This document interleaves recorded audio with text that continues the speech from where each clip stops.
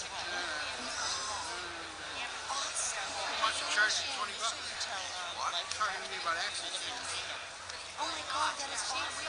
Congratulations! That's the logic. I mean, look at when we had when you look at what the finance committee voted, we were 3-4-0 on the item A. We were 5-2 on item B, which is the school grader. We were 4-3 on the parking, and that is was because everybody thought parking was good, and we were 7. Ladies and gentlemen, if you could please take your seats.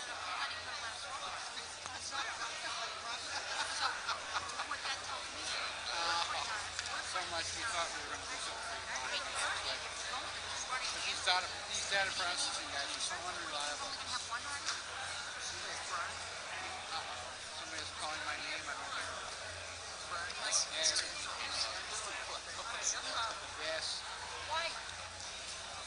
The town administrator. Well, or Mr. Holmes. Well, how does one put it back on? What? How does one put it back on?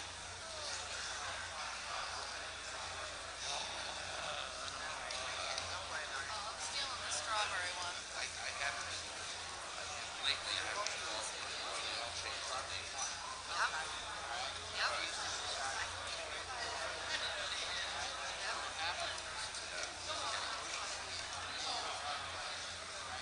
Sorry.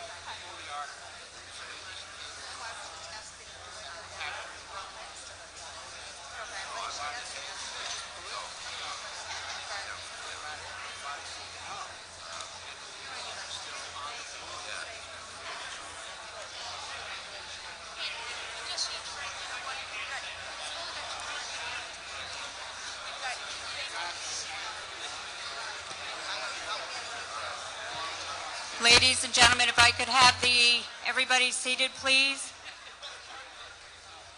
If there are any non-voters in the room, please find your way to the area to my left. Any non-voters or visitors, please sit on the left. May I please have the tellers come forward and take a count.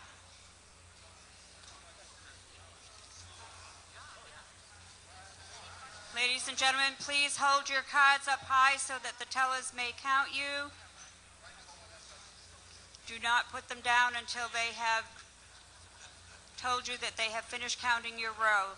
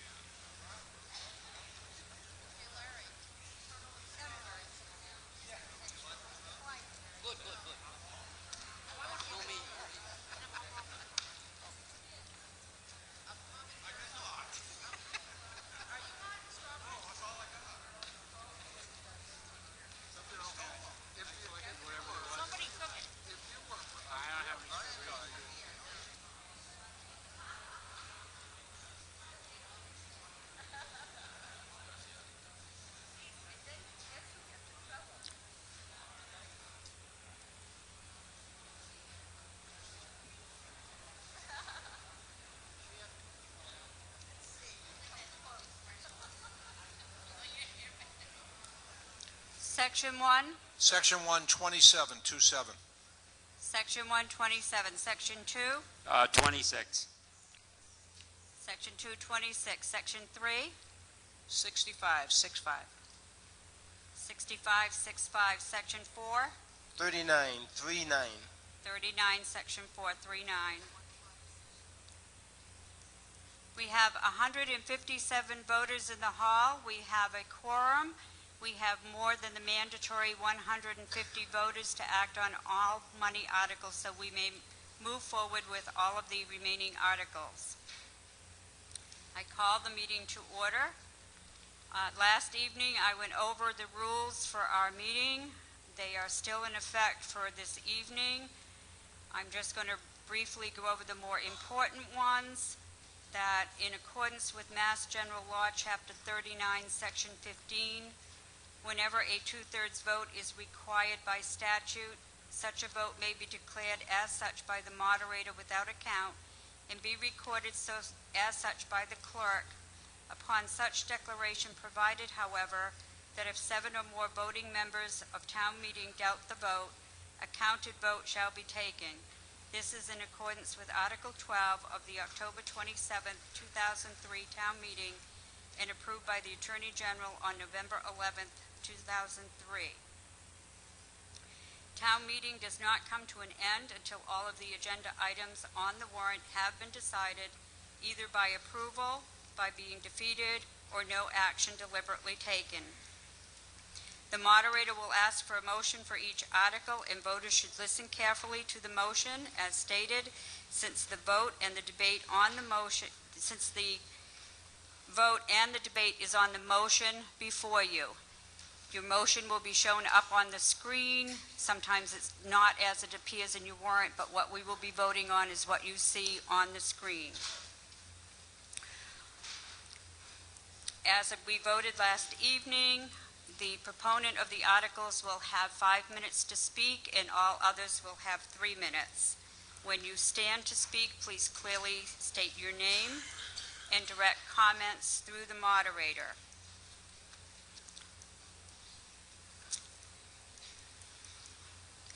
To offer an amendment, a voter must give the text to the town clerk in writing so that she may have it for her record, and amendments to amendments are not allowed.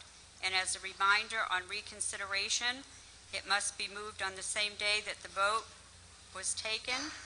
It must be made by a member who voted on the prevailing side, and it will only be permitted if there was a hasty, ill-advised, or erroneous action, if there is additional information that was not previously available, or if there is a changed situation that developed since taking the vote. Just want to be very clear, if we have any non-voters in the room, please make sure that you're on the left-hand side down front. Again, our photo policy is that we have a designated area. We do have 2 people that will be taking photos, and we have someone who will be taping the meeting.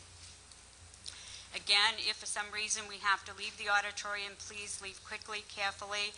But if you have to return, make sure you come back through the door to my left to preserve the integrity of the meeting so that you can be checked back in. I want to caution, I know sometimes we have people that get up and go out the front, the right-hand side, and please do not do that. Please use this door on my left. Article 2, Section 2.8 of the Town Charter states that department heads shall attend the sessions of each town meeting for the purpose of providing the town meeting with information pertinent to warrant articles. I will now call for a roll call vote of all of the departments. And I don't have my list, just bear with me 1 second and find a list.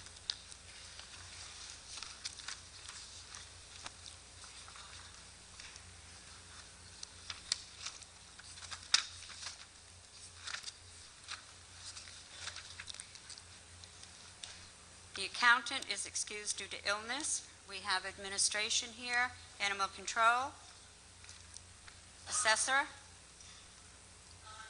Board of Health, police department, collector treasurer, community development, conservation, council on aging, emergency medical services, finance committee. They're all up here. Harbor Master, Inspectional Services, Library, Municipal Maintenance, Water Pollution Control, Planning, Superintendent. We have our Board of Selectmen and our Town Clerk.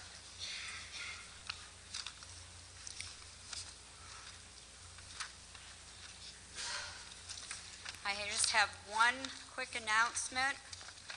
have someone in the auditorium tonight who is celebrating his 50th birthday. 50th birthday. I believe he's in uniform, so on your way out, you may want to say happy birthday. It's Lieutenant Walsh.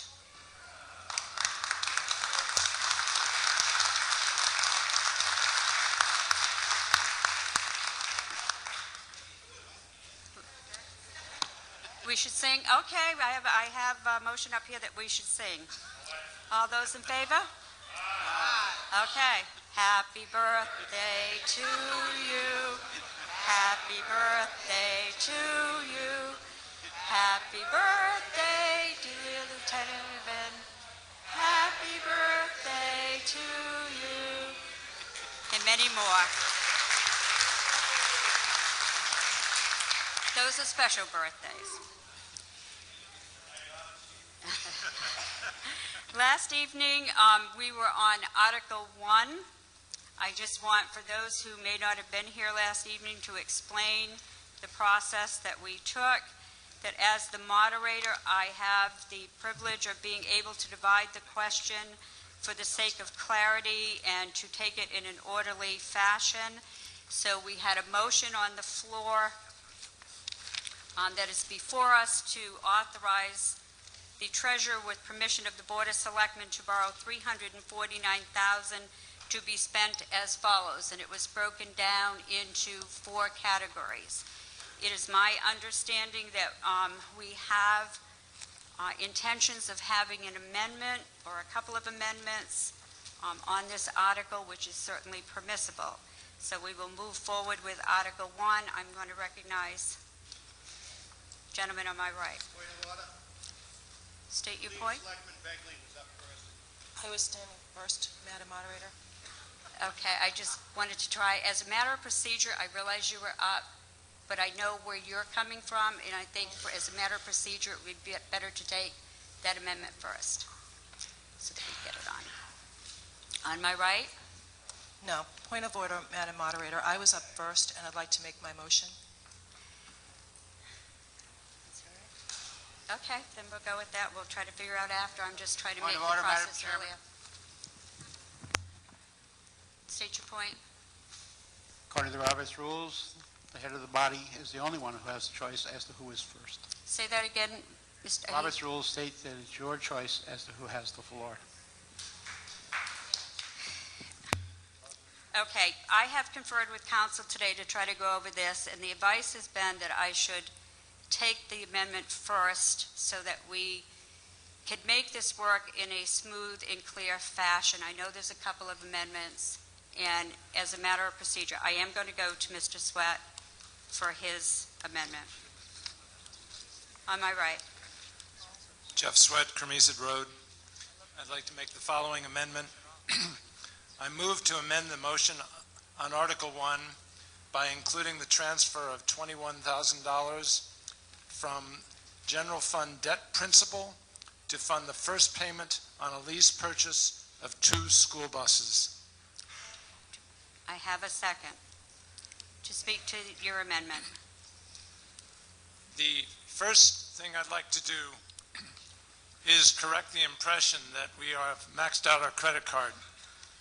When we pass a budget in April, there are a couple of line items, I think in some years there might have even been 3, which show an expense for debt principal and debt interest. That is what we are talking about.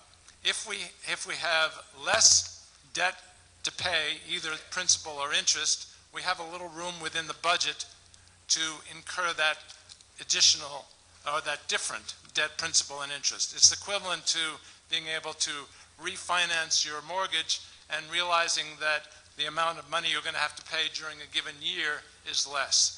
That is what we are talking about. We have not maxed out our borrowing authority. We have not hit our debt ceiling.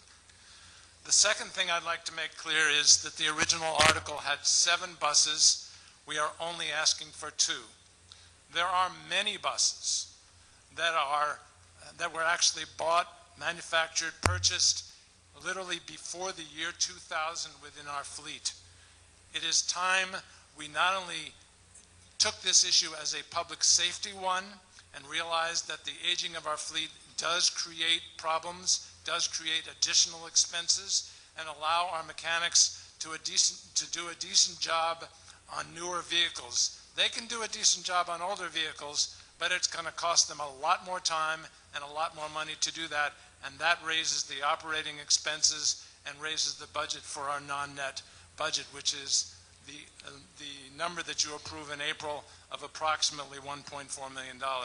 So I ask that you consider a much lower request than was originally made of 2 buses instead of 7, and at least start the process of reducing the age of our bus fleet. Thank you very much. Thank you. I'm going to take this and take a vote and then put it as the next line item, and then we will go through the other line items, and then when we come to this one, then we will have speakers to it. So the discussion that we will have is on the amendment as to whether or not you're supportive of the amendment. On my right. Thank you, Madam Moderator, Bruce Savjo, Precinct 1, to speak to the amendment. The reason that, as I understand it, that the buses were pulled at this late time from the budget had nothing to do with the amount of the debt. It had to do with the fact that it was debt to procure a lease, and apparently that's not appropriate. It has nothing to do with the amount of the money. It has to do with the legal procedure for incurring debt on a lease obligation. But be that as it may, I think that precludes us, and the amendment is faulty on its face for that reason. But the point is, the issue of school busing was raised, and if I'm beyond the scope, Madam Moderator, I'll rely on you. But my understanding is that this problem needs to be addressed in a much more comprehensive manner than just the lease I'd rather not get into the discussion of the merits of it, more so to whether or not to accept the motion to include the buses as the last line item. Thank you, Madam Moderator. Then, and based on that ruling, I would suggest to the body that the appropriate thing to do would be to let this lie because of the fact that we're precluded from doing exactly this, and take it up in a more comprehensive way in the spring. Thank you. On my right to speak to the, did you wish to speak to the amendment? Yes, Madam I'm Moderator. sorry, I apologize. I thought you were still standing for your original. No, thank you. Yes, I'd like to speak to this amendment. I absolutely, do we need school buses? Yes, we do. But I heard this body speak to the fact that we don't have the money, we don't have the answers. We need to stop being reactive in this town and be proactive. So that means studying the transportation issue and having meaningful, purposeful steps into solving the transportation issue for our children going back and forth to school. So I would certainly encourage everyone to vote no on this amendment. Thank you. On my right? Madam Moderator, I would also encourage the board to vote no on this amendment. Oh, I'm sorry, Brenda Ekstrom, Precinct 2. To vote no on this amendment, I believe it's beyond the scope just for the fact that we are asking for, in the article, to borrow and transfer from available funds. And this is transferring from the general fund principal. Last night we heard that we were going to have to borrow that money because we didn't have the set amounts done. And as the previous speaker said, the body voted down the borrowing. I don't think that transferring from the general fund is in line with all of the other things in the article that we're voting on. On my right? Madam Moderator, Kevin Walsh, Precinct 5. I'd like to make an amendment to Article 1. We have an amendment on the floor. We cannot have amendments to amendments. So we have to deal with Mr. Sweat's amendment first.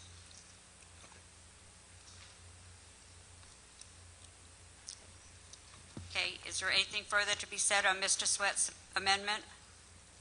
Seeing none, I will now take a vote on Mr. Sweat's amendment to amend the motion on Article 1 by including the transfer of $21,000 from the general fund debt principal to fund the first payment on a lease purchase of 2 school buses. This only requires a majority vote. All those in favor, please say aye. Aye. All those opposed? No. Mr. Sweat's amendment fails. Now, Mrs. Begley, do you rise to make an amendment? Thank you, Madam Moderator.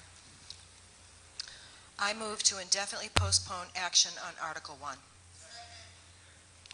I have an amendment before us for indefinite postponement for Article 1. To speak to the amendment? To speak to the amendment, Madam Moderator, and to this body. I heard everyone at this body last night, and everyone, it became crystal clear to me when defibrillators were voted down that people were not against safety issues. What they were against was what they viewed as fiscal irresponsibility. And I would like to see more numbers. I would like to see hard and definitive answers to the questions that this body put forth to all of us. So I would urge you to vote for this amendment. Let's bring this all back in the spring. The Board of Selectmen, just at the previous meeting, hired a town accountant who is contracted to get us the answers that we need to move forward. So I would urge everyone in this hall to vote for this amendment. Thank you. Thank you. Anything further to be said on the amendment on my right?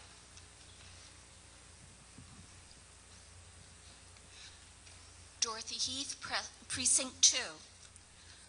We had the opportunity last night to vote on one item on this amendment.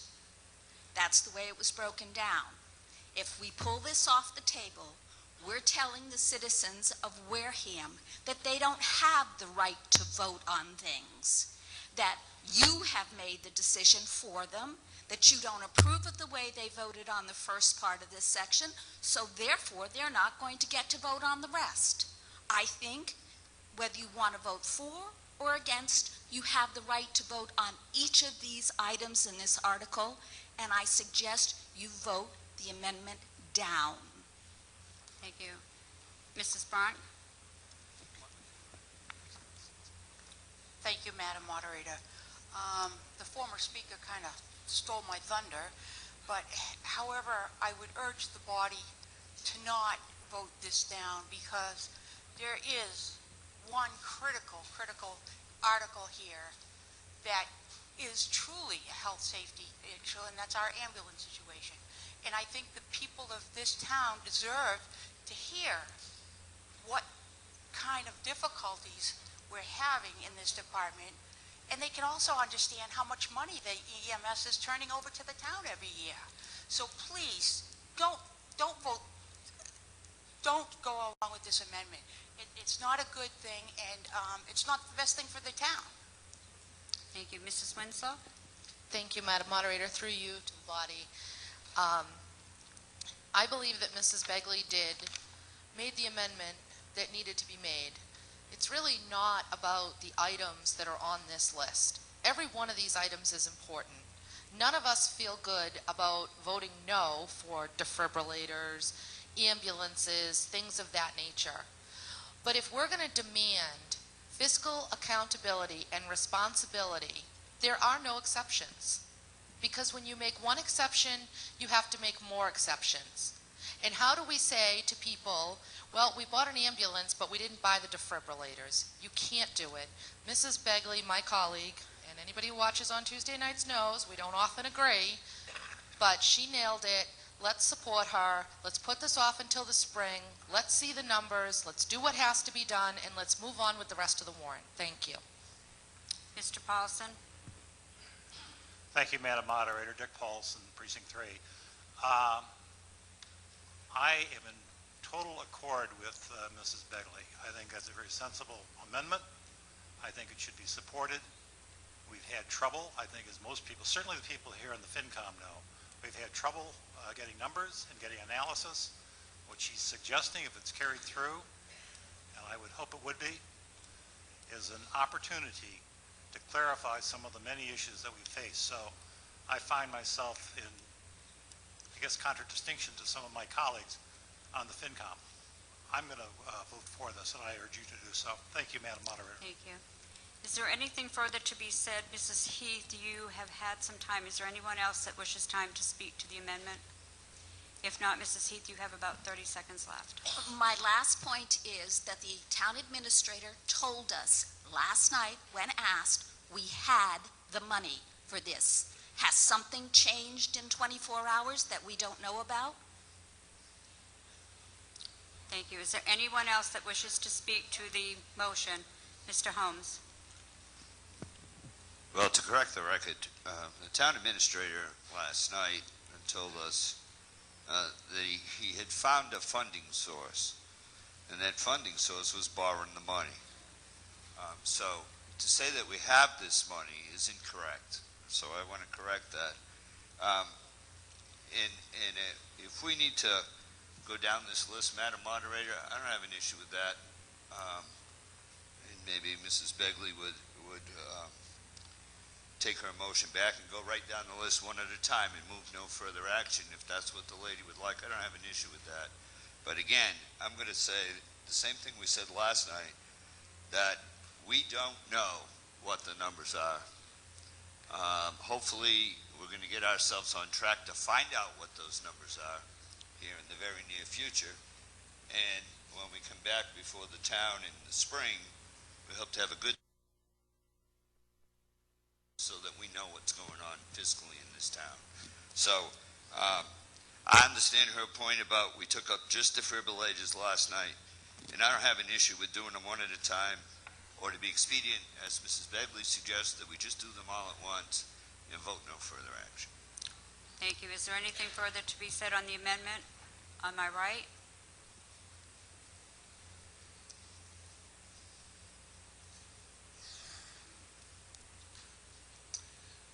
No one should have the Please illusion. identify yourself. I'm sorry, Jeff Sweat, Cremisa Road. No one should leave this room tonight with the illusion that between now and April, we're going to find a lot of money.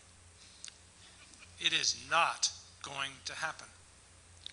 We're going to find out just how broke we are. Mr. Sweat, if you could talk to the motion before us, which is indefinite postponement. Getting good at this. Thank you for your time. Is there anything further to be said, Mr. Heath? Madam Moderator, through you. The town meeting is a deliberative body. We are here to discuss various issues that face our community. I understand what is happening on the financial side. I understand that we are all disgruntled with what has happened as far as knowing exactly where we stand. In April, when the budget was compiled, the debt service included the monies that were to be paid on Tremont, Nail, and Bryant. Mr. Foster, Madam Chairman, I'd like to ask Mr. Foster if those numbers were included in his presentation in the budget. They were included. Mr. Heath, can you speak to the amendment, please? I am speaking to the amendment, ma'am, because it is relevant. The question was, is there money and why would we postpone it? All right, 111,000 was passed the other night out of the CPC. The 111,000 exists in the budget to deal with a number of these items. As Mrs. Bronx said, one of the most critical items on here is an ambulance. This is a deliberative body, folks. You have a right to discuss each of these items. You have a right to vote every one of them down.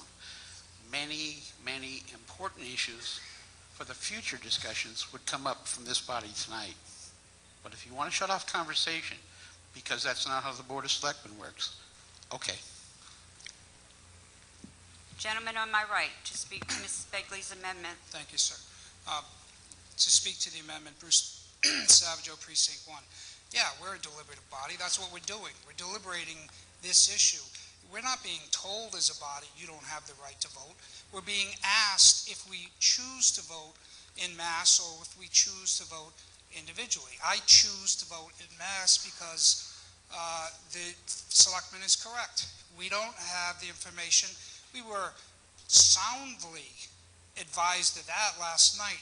I don't understand the argument tonight that we need to deliberate issues where we have no idea what the funding source, resources, or the amount that will, in fact, impact the fiscal health of this community.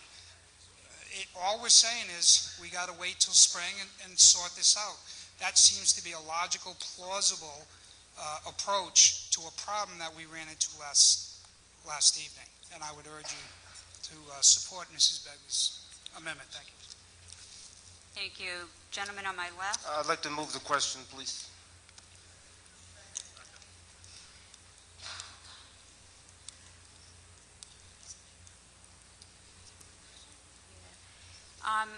We only have one person standing, and she does have 1 minute left of her conversation. I don't think that we have had enough debate on this motion for indefinite postponement, so I am going to rule Point of order. State your point. Mrs. Bronk has already spoken on this particular article, on this particular amendment. We have a motion now to move the question. I don't see that giving her a second chance after she's already spoken once on this issue is appropriate. I'm going to allow Mrs. Bronk to finish her 1 minute. Go ahead. State your point.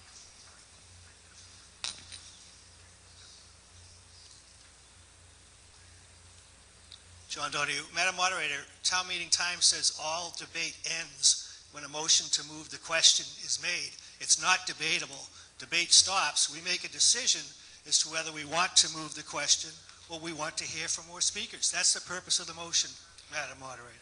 I understand, Mr. Donahue, but the moderator also has the right to not accept the motion if the moderator feels that there has not been enough discussion. I think it's up to the I feel body that we to have make not that had decision. enough discussion, and I'm going to allow the discussion to continue. Madam Moderator, do we operate? You're out of order, Mr. Donahue. Point Mr. Donahue, of I've order. made my ruling.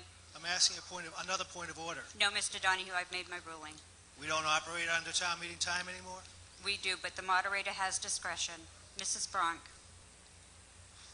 Ladies and gentlemen, what I want to tell you is very important here. This town has 2 operating ambulances and 2 only. The EMS turned over $300,000 over to the town this year. They don't cost us money. They make us money and they save us lives. If one of our ambulances has to go in for service, Mrs. Bronk, just a minute. State your point.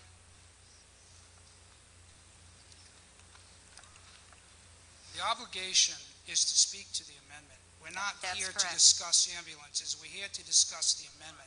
Would you please confine that discussion to that, please? Mrs. Bronk, if you can confine your discussion as to reasons why you either support or don't support the amendment. I don't support it because we're going to shoot ourselves right in the foot. And when people in this town hall that keep getting up, objecting to everything else, when they don't want to listen to what really matters when it comes to safety and what is prudent and what brings us money, and that's all I have to say.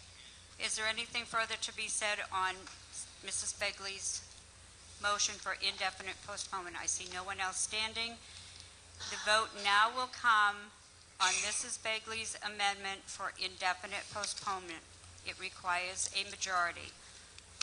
All those in favor of indefinite postponement, please say aye. Aye. All those opposed? No. The amendment passes. It now becomes the main motion. We have before us Article 1, which the amendment now has made a motion for indefinite postponement. Requires a majority vote. All those in favor, please say aye. Aye. All those opposed? No. It passes by a majority. I need 7 people to stand for a count. I only see 1, 2, 3, 4. We don't have 7. Okay, next article.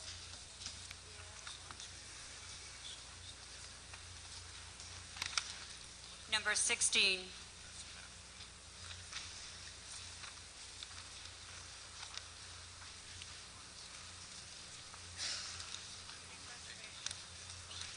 This is a conservation, community preservation article. May I have a motion, please?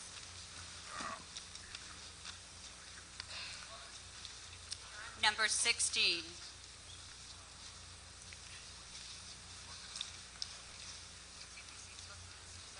I Mr. move McDonald. the town vote to transfer under the category of open space from the FY 2012 estimated annual revenues the sum of $50,000 to the Wareham Conservation Fund established by town meeting under Massachusetts General Law, Chapter 40, Section 8C, Article 47, Spring 1963, for which the Conservation Commission may use as necessary, provided, however, that any purchases made with such funds shall be subject to the restrictions and requirements of the Community Preservation Act. General Law, Chapter 44B. Do I have a second? I'm sorry, I didn't hear a second. Did I have a second? Second. Okay. To speak to the article on my right. Thank you, Nancy Miller, Community Preservation, onset. This is a transfer of funds to the Conservation Fund, which was established by town meeting in 1963. The Conservation Fund allows the Board of Selectmen and the Conservation Commission to respond rather quickly to issues of protecting property within the town of Wareham. Under CPC law, a number of communities throughout the Commonwealth have now started doing this. If you remember correctly, a short while ago at another town meeting, we also put money into the Affordable Housing Fund. And what this does is simply allow a more rapid response so that we don't have to come back to town meeting and potentially lose protecting an important piece of property. It is not for things like payroll or anything that does not conform to community preservation. And under the law, the way it was established in 1963, the decision is a joint decision from CONCON and the Board of Selectmen. So it's not something that's going to just, kind of be a fly-by-night situation if they decide to use the money. The money actually will stay in CPC accounts but be encumbered for use if the town needs it. And so that's why we're asking that this be approved. Thank you. Thank you. May I have the vote of the Board of Selectmen? Madam Moderator, the Board of Selectmen voted favorable action 3, 4, and 1 against. Thank you. May I have the vote and the recommendation of the Finance Committee? Madam Moderator, the Finance Committee voted 1 favorable, 6 against. The currently appropriations for land are approved by the legislative body of the town. This article seeks to move a sum of money to a fund which is under the control of the Conservation Commission. This article will allow expenditures from these funds without the historical participation of town meeting. The committee feels the necessary checks and balances that require action by town meeting currently in place should not be modified. Thank you. To speak to the article on my right. I'd like to make an amendment for further study on this article. We have a motion before us for an amendment for further study. Second. We have a second to speak to the amendment. Thank you, Madam Moderator. My concern is similar to what members of the Finance Committee alluded to. The Conservation Commission, while I was fortunate enough to be their liaison for 6 years, I know that they're a very wonderful commission. I wouldn't take anything away from them as far as the quality of their work. However, under the law, especially I would think that would be looking more or less like at 61A property when it gets taken out. That's the Board of Selectmen, that's the Finance Committee, and the Conservation Commission all weigh in on that. I wouldn't want to see taking those two prongs out of the equation. I think that this is a great idea, but I think it's something that we should look at perhaps creating a group that is one member of finance, one member of the Board of Selectmen, one member of conservation, and that they can carry the vote of their board to this, kind of like we have like an open space fund or something like that. That would be something to look at, but I think that to pull this away from town meeting, the Board of Selectmen, the Finance Committee, and having it, as it says, may use as necessary. The previous speaker to me said that it would have to be in conjunction with the Board of Selectmen. That isn't what it says, so I would be concerned with that and I'd ask for further study on this. Thank you. Is there anything further to be said to Mrs. Ekstrom's amendment for further study? On my left? Brian O'Boyle, Precinct 2. It looks like we're playing a money shell game again. We don't know what 2011 is. We don't know what 2011 is. We're playing a money shell game again. And this says estimated annual revenues. We have no idea whether that's going to be 50, 30, 20, and I would say we should vote against it. Thank you. On my right? Eddie Pasevich, Precinct 1.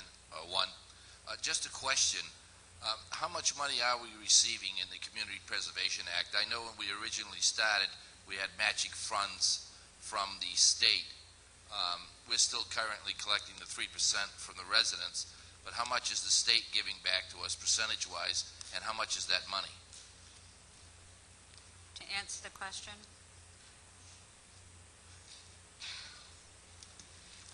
Excuse this body, I'm at a disadvantage. Our treasurer left for Las Vegas this morning.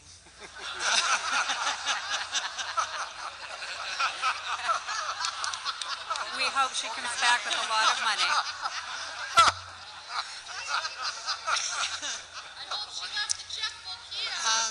All right. In all seriousness, our collector treasurer does have the figures.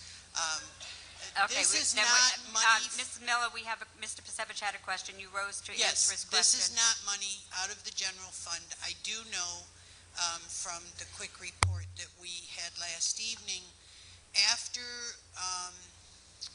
you pay everything for this year, we still have in our account, which is a separate, completely different account from the town's accounts, about between $350,000 and $400,000 available to use, even if this does go through.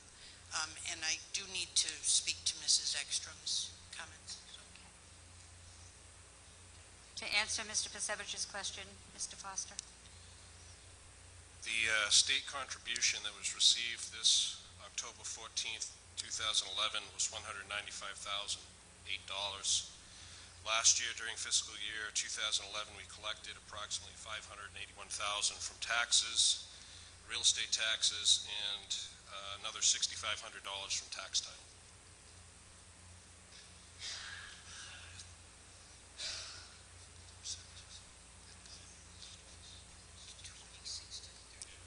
Mr. Pasevich, did that answer your question? Well, just to clarify that, I don't know if they caught that. From 100%, we just went down to 26%. By the state paying in instead of 100%. We're down to 26%. Thank you. Thank you. Gentleman on my left to speak to Mrs. Ekstrom's amendment for further study. Yes, and to the article as a whole. This is George Barrett. I'm the Planning Board representative to CPC. I had the same concerns that the FinCom had regarding the oversight of this money. What I learned through this process was that this is a approved use of these funds. The conservation fund is already in place, and anything that money would be spent for has to meet CPC criteria for open space, has to have the approval of the CONCOM, CPC, and the Board of Selectmen. So this money isn't getting thrown out. It's not to be used for salaries or vehicles or anything like that. It has to meet CPC criteria. In practice, it would probably be used to place a conservation restriction, maybe do the legal work to take a piece of property that was donated. It highly unlikely it would actually purchase a piece of property because it just isn't enough there. It's a start to put the Conservation Commission in a position where they can accept gifts that of land that they maybe haven't been able to do in the past. Sometimes the planning board, through the subdivision site plan process, has the opportunity to get land donated, and we turn to other boards and they're not in a position to accept it. So I think this is a positive move to preserve areas that we're constantly trying to do, and it's a positive 30 seconds. step. Thank you. On my right? Yes, just to clarify, Article 47 from 1963. I'm sorry?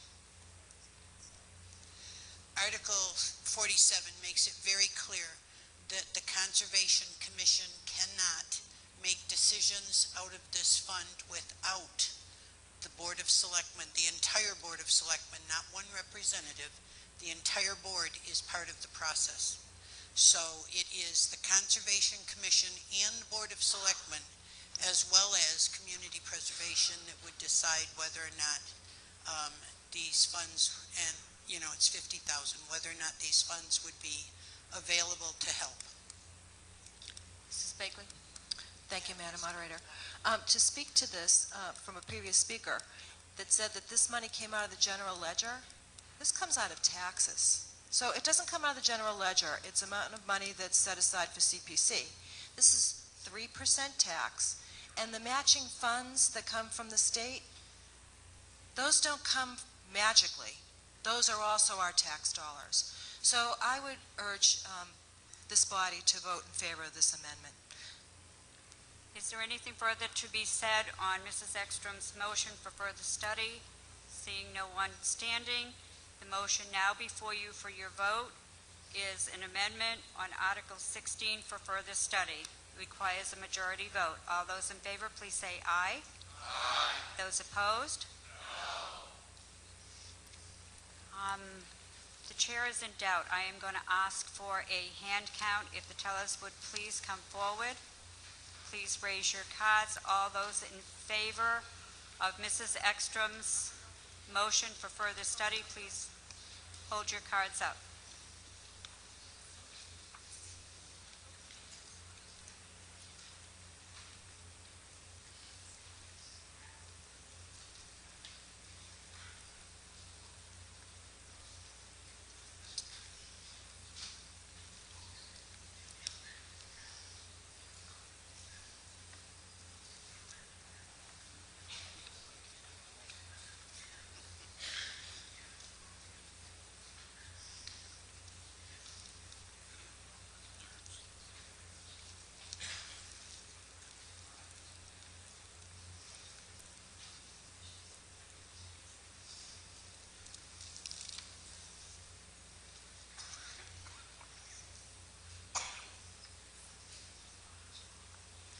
Section 1. Section 120, 20. Section 120, 20. Section 2. 13. Section 213, 13. Section 3. 33. Section 333, 33. Section 4. 23, 23. Section 423. All those opposed to Mrs. Ekstrom's motion?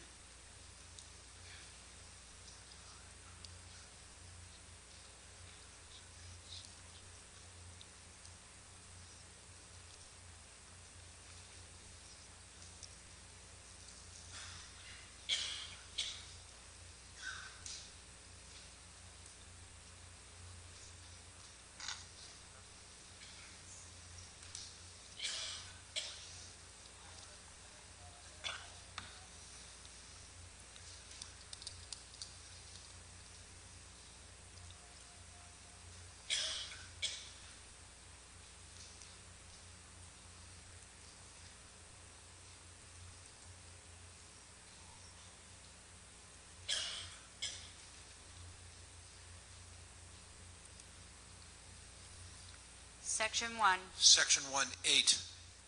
Section 1, 8. Section 2. 12. Section 2, 12. Section 3. 37. Section 3, 37. Section 4. 11, 1, 1. There are 89 votes in favor, 68 opposed, Mrs. Ekstrom's motion for further study carries. It now becomes the main motion. All those in favor, please say aye for further study. I don't think you were quite ready for me. Let's do that again. All those in favor of further study, please say aye. Aye. All those opposed? The motion carries by majority.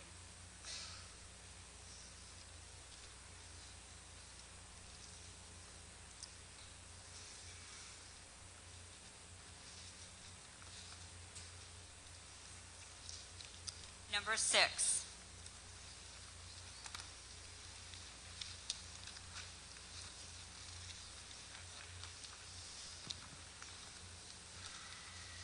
Article 6 is before us. May I have a motion, please? Madam Moderator, through you, I move to transfer the sum of $40,237 from the amount appropriated under Article 30 at the 2010 annual Fall Town meeting to fund the municipal maintenance and custodians contract. May I have a second? To speak to the article? Madam Moderator, through you to the body, this is a continuing effort to settle up our collective bargaining agreements.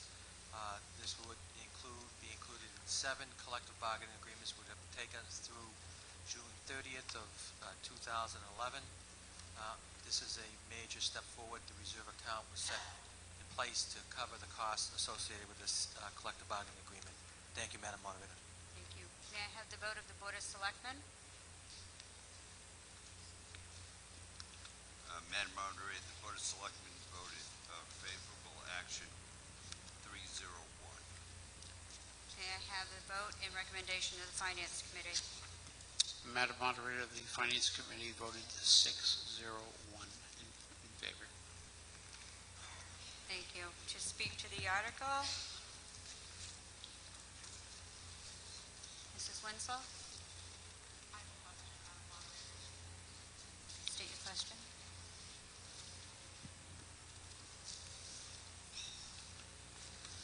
Through you to the town administrator, as the Finance Committee accurately points out, in the spring town meeting set aside funds for contractual settlements. Is that where the money is coming from to fund this particular collective bargaining agreement? And if not, where is that money coming from, and what is the balance of the article from the spring that we set aside? Thank you. To answer the question? Madam Moderator, in the packet before us, the account balance is accurate. It is from the spring town meeting reserved to fund collective bargaining agreements. The account balance before the article being moved forward is $68,410.71. Thank you. Gentleman on my left? Yeah, Frank DeFelice. To my understanding, did I hear right that this contract is over in 2011? Did you say October? To answer the question? Madam Moderator, through you to the gentleman, this funds the collective bargaining years for fiscal 2009, 2010, and 2011. So they're not going to have a contract then going into the following years. So they're going to be coming back. Usually you bargain for the 3 years ahead, not 3 years behind. So, are they going to go start bargaining again for the next 3-year contract? Madam Moderator. To answer the question. Thank you. Through you to the gentleman. The 3 years is a standard by law set timeline that you can bargain for. And this gets us up to June 30, 2011. The intent of the administration is to move forward to settle collective bargaining agreements going forward for the next 3 years as we begin that bargaining process. Okay, thank you. You're welcome. Gentleman on my left? James Maxim, 79. Can you speak into the microphone, Mr. Maxim? You have to get really close. My name is James Maxim, 79 Maple Springs Road, or 83, however they cover it.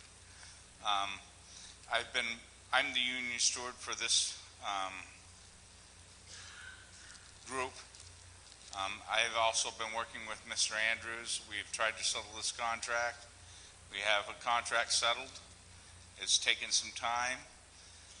The town also has to realize that we went through a few town administrators and acting town administrators in order to get to this point. So that's why the lack of time has come up. I think that me and Mr. Andrews and my group and the town can work together. We worked out an agreement. I think that's feasible. We've actually gone without a contract since we settled one in 2008, and that was the last contract that was settled. So, I mean, I know that Mr. Andrews has definitely more contracts that he definitely does have to settle with the other groups. But other than that, I think that it's feasible, and that's what I believe. So, Thank you.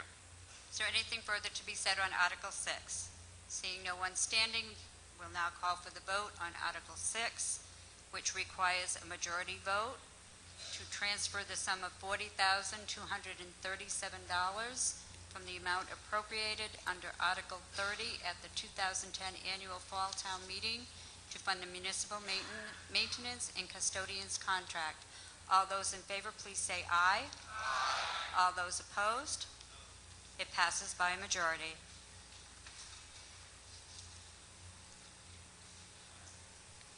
Article number 4.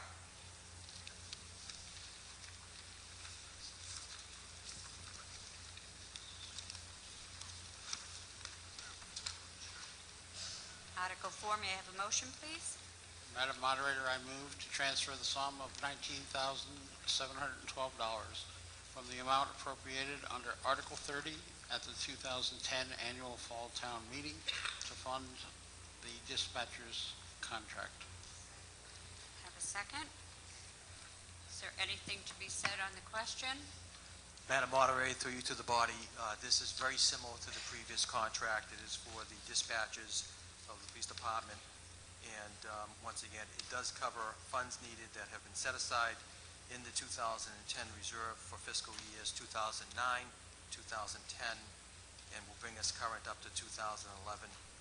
And I would ask for favorable action. Thank you. Thank you. May I have the vote of the Board of Selectmen? Madam Moderator, the Board of Selectmen voted favorable action, 3-0-1.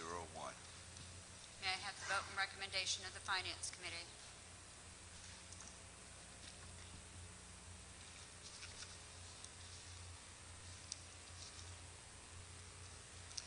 Madam Moderator, the Finance Committee voted favorable action 6-0-1. Thank you. Gentlemen, anything further to be said? Gentleman on my left? Frank DeFelice. I have nothing against these people settling, but I've got a question. What percentage did they get per year? Would both of them be the same? Like, is it like 3%, 3%, 3%? Could you at least let us know that? To answer the question? Madam Moderator, through you to the gentleman. Generally speaking, the contracts settle at about 4% per year, notwithstanding other items in them, including eye care and some additional allowance for clothing and boots. And we also did work on, this is also for the edification of the body, ways to increase our healthcare system, to get better coverage, and to get better accountability built into the healthcare contracts, I should say the contracts that affect healthcare for the town. So that's a general assessment of the contracts that we've negotiated to date. They've been very similar. All 7 have been proposed in a very similar way, and that's pretty much what it amounts to, Madam Moderator. Thank you. So you're talking like basically 4-4-4, which I think is pretty generous, and I'm glad they pay our people that. But sorry, Madam Moderator. You know, times are tough. Maybe I wasn't clear. No, an aggregate of 4% for the period. On and my other left? items that would, I'm sorry, Okay. that would pertain to the particular nature of the contracts that are being administered. Thank you. On my left? James Maxim again. I believe that Mr. DeFelice's question has been answered truthfully by Mr. Andrews. Like I say, I've been in negotiations with him. He's definitely put forth all the effort to get the job done. So I don't think there's any question on appropriating $19,712 for the dispatchers, because they're the first person that you call. For one, they're all 911 trained. For one, they can tell you how to deliver a baby if you have to. So for that amount of money, it's kind of unquestionable, you know what I mean? Thank you. Thank you. Gentleman on my left. Thank you, Madam Moderator. Bill Heaney, Precinct 1. This is just a question probably for the town administrator, but if I understand the amounts that were in these funds correctly, there was $68,400 to start with. We spent $40,000 and change on Article 6, and now $19,712. Does this mean now that we have used up the entire reserve that we set aside in last April for these two contracts? Madam Moderator, through to the gentleman, a balance of $8,461.71 remains. And it's my intention, as I put forth the budget for fiscal 2013, to bring forward a reserve similar to the one we did in 2010. Okay, so for the remaining contracts that haven't been settled yet, we have $8,000 put aside in the budget already. Answer the question. Thank you, Madam Moderator. Through you to the body, the gentleman. That's what's left in the account as we speak. Going forward in the fiscal 2013 process, I'll be working with the Board of Selectmen, the Finance Committee to put additional funds in place. Okay, thank you. You're welcome. On my left. Mrs. Moderator, ladies and gentlemen, I'm Peter Murphy from Precinct 2. I'm the senior dispatcher for the Wareham Police Department. Just to clarify one point that the town administrator said, when he said 4%, he didn't mean 4, 4, and 4. And I don't want to say anything out of line to mess up with negotiations, but 2.5, half, and 1, 4, 4 for 3 years. And our contract, we've been working without a contract on the tail end of the 2007 contract.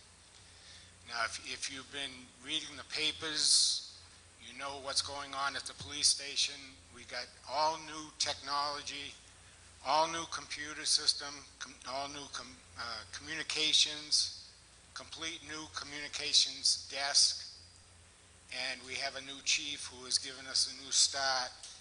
And like I say, we've been working since 2007 with no paid raise or even cost of living increase. And like Mr. Maxim said, first one to answer the phone is one of us. Now there are 5 dispatchers, 5 communications officers. They work with a police officer on the desk 24 hours a day, 7 days a week. We are trained in enhanced 911. Since 2007, there are so many calls that are 911 perpetuated.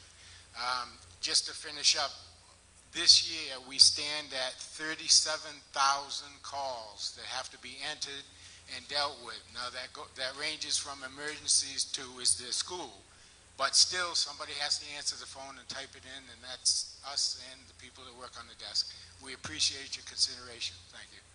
Thank you. Is there anything further to be said? Seeing no one else standing, I will call for the vote on Article 4. This requires a majority vote to transfer the sum of $19,712 from the amount appropriated under Article 30 at the 2010 Annual Fall Town Meeting to fund the dispatcher's contract. All those in favor, please say aye. Aye. All those opposed? Passes unanimously.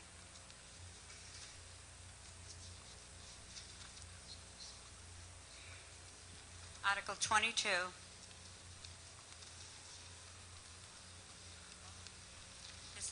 motioned article. Mr. Pasevich? Eddie Pasevich, Precinct 1. I move to indefinitely postpone this article. You have a second? It's Article 22. To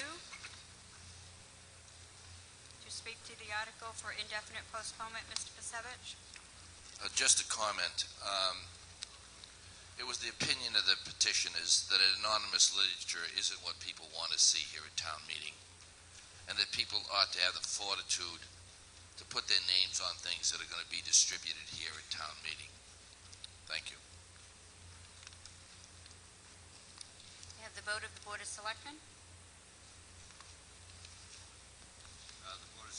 Madam Moderator, the Board of Selectmen voted favorable action 2-0. You have a vote and recommendation of the Finance Committee. The Finance Committee voted favorable action 3-5-0. Is there anything to be said on my left, or are you just coming down to go out?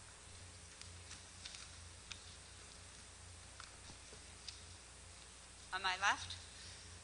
Lynn Burrows. I'm just curious and wondering why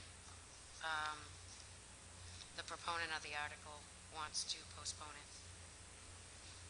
He may answer if he wishes.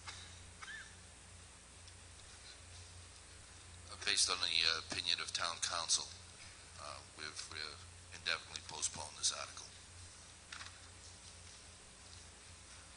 Is there anything further to be said on Article 22? If not, I will call for the vote to move indefinite postponement on Article 22. It requires a majority vote. All those in favor, please say aye. Aye. All those opposed? Passes by a majority. It's indefinitely postponed. Article number 3.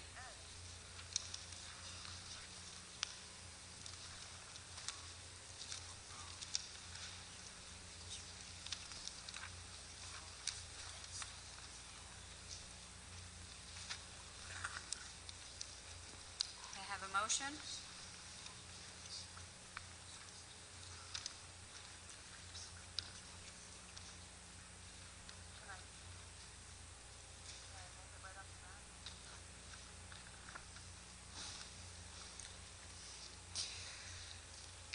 I move to approve the article, no, I'm sorry, this is not the way it says. I move to approve the article as printed in the warrant with the provision that the special legislation shall not take effect until fiscal year 2014.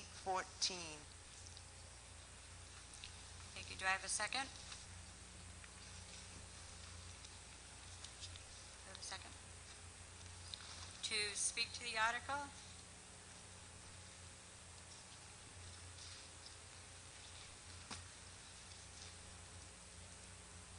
Mr. Gibberti is making his way down.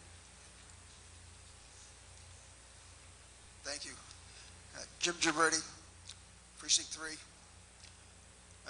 As part of the Capital Planning Committee, we addressed this item. The distribution of meals tax option. Capital Planning brought this article forward due to the discussion that occurred at the spring 11 town meeting that this revenue should go for capital item needs. The reason we use the 50-50 split is simple. The town administrator decides what comes forth from the capital plan list. Unless a split is part of the act, then there is no guarantee the school will get any funding from this revenue. Capital planning also intended that this act, remember this requires the approval of the state legislature, shall be effective for fiscal year 2013, not 14, upon approval by the general court.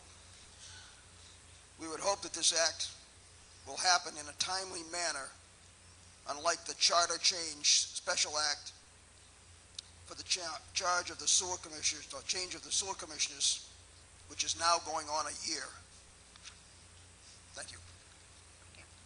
May I have the vote of the Board of Selectmen?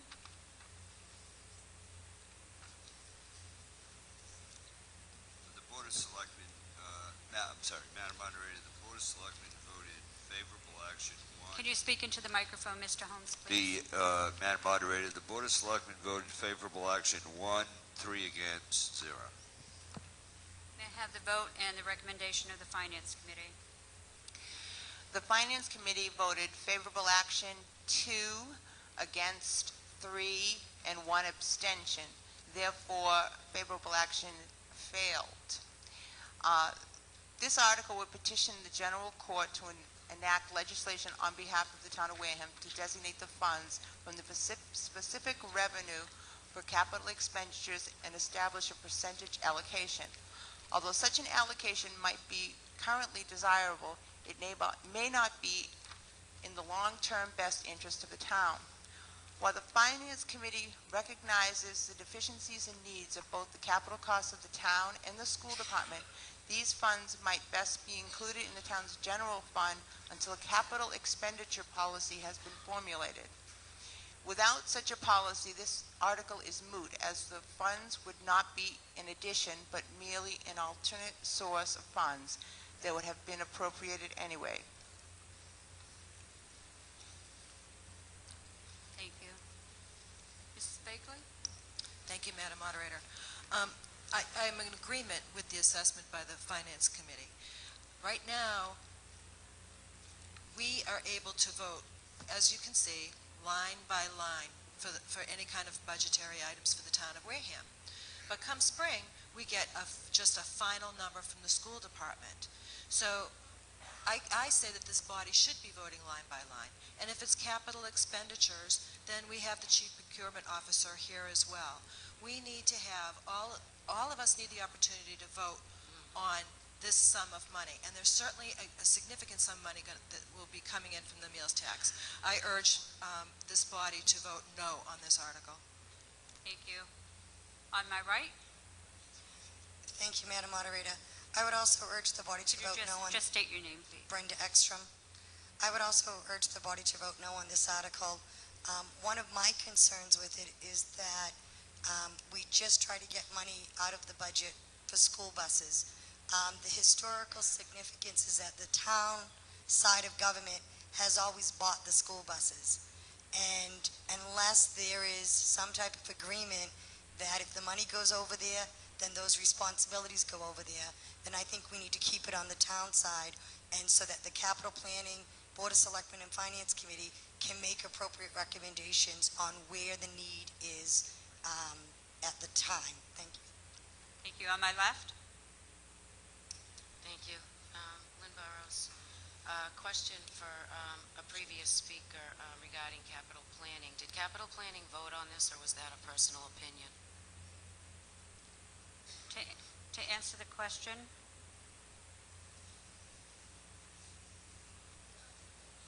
thank you. To answer your question, Thank Mrs. you. Burrows, and if you didn't hear, yes. it was they did vote. That was their vote. Thank you. Also, I'd like to know, state lottery sends in quite a bit of money for the schools, and I'm wondering if we know how much money that is above and beyond what the town gives to the schools. Is there anybody here who can answer that? I see no one standing to answer that, Mrs. Burrows.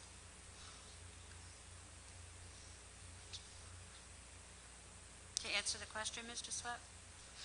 The so-called lottery money, which is no longer what they call it, is just general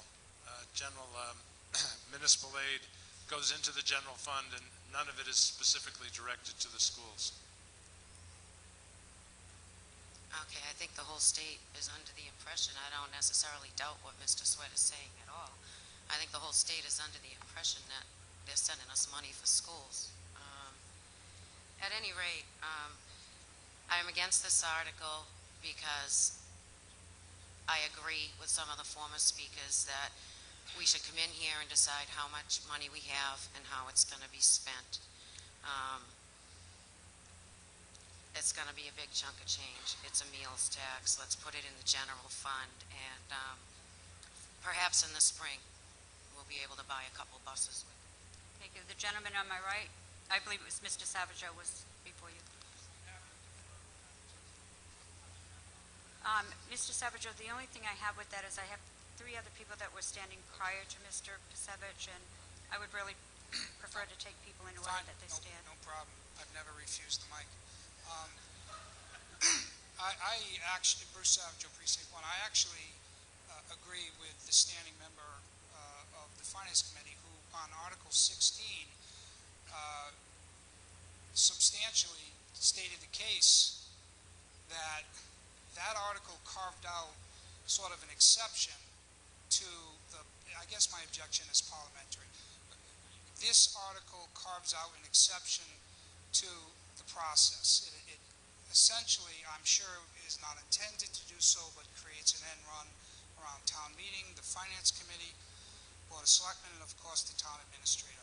These monies should be appropriated to the general fund, and then this body, together with our financial advisors and our elected officials, should advise us as to how to appropriately utilize the money. With all due respect, the Capital Planning Committee, they are advisory in nature only. They have no statutory authority to control a budget or to spend money. And essentially, we are, by fiat, creating just that. And I would say that the more prudent way to utilize our funding is in the tradition that we have always done at town meeting. That was exactly the logic of Article 16, and I think it applies here as well. Thank you. Thank you. Mr. McDonald. Well, I'd really love to talk to that, and we will get back to that. Well, the Finance Committee would like to offer an amendment to Article 3 to change the fiscal year to 2013. Do I hear a second? Second. We have an amendment before us to change the wording of the article to take effect in 2013. Would you like to speak to your amendment?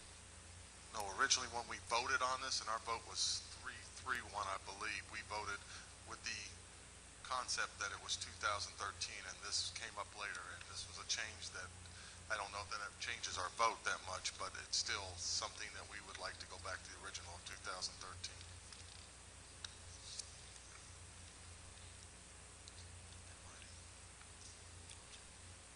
So your motion is to take effect in fiscal year 2013.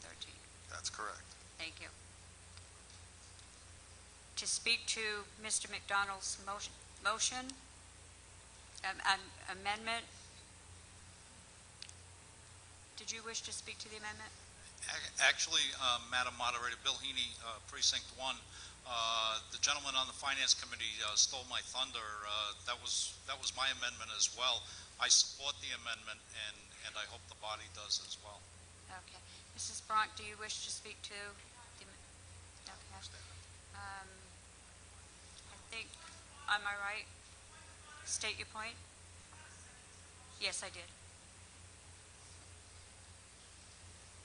Am I right to speak to the Mr. McDonald's amendment?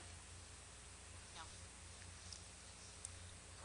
Did you still wish to speak, Mr. McDonald? After this is done, I will speak to the article after it's changed. To speak to the amendment, am I right? To the amendment. Mr. Schneider. Madam Moderator, through you to the town administrator and the body, I believe that this amendment would substantially change the budgeting process for the town administrator for the 2013 budget. Can you explain to the body how that would impact your budgeting process at this point, Mr. Town Administrator? To answer the question? Madam Moderator, through you to Selectman Schneider, my budget is due to the Board of Selectmen in mid-December. The special act that would be proposed here could take effect sometime beginning on July 1st, 2012 and ending on June 30th, 2013.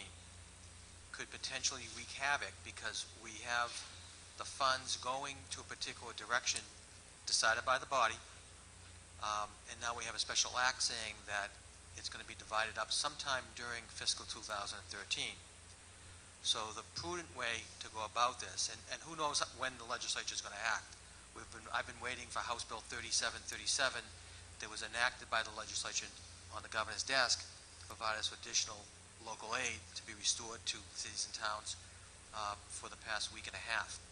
So Member Schneider has made the point that if we're going to deal with the budget under the provisions of the charter going forward and start the fiscal year on time with these monies in place somewhere in the budget, and then have that change at some point during fiscal 2013, it could wreak havoc in the budget and cause a deficit during the fiscal year, which I would oppose. Thank you, Madam Moderator. Thank you. Mrs. Winslow to speak to the amendment. Thank you, Madam Moderator. Through you to the body and the previous speaker. When we met last spring and we decided to add the local options meals tax and the additional hotel tax, we all talked about how great this additional revenue would be to address our ever-expanding list of capital needs. All this article is doing is ensuring that the intent and the wishes of town meeting are met.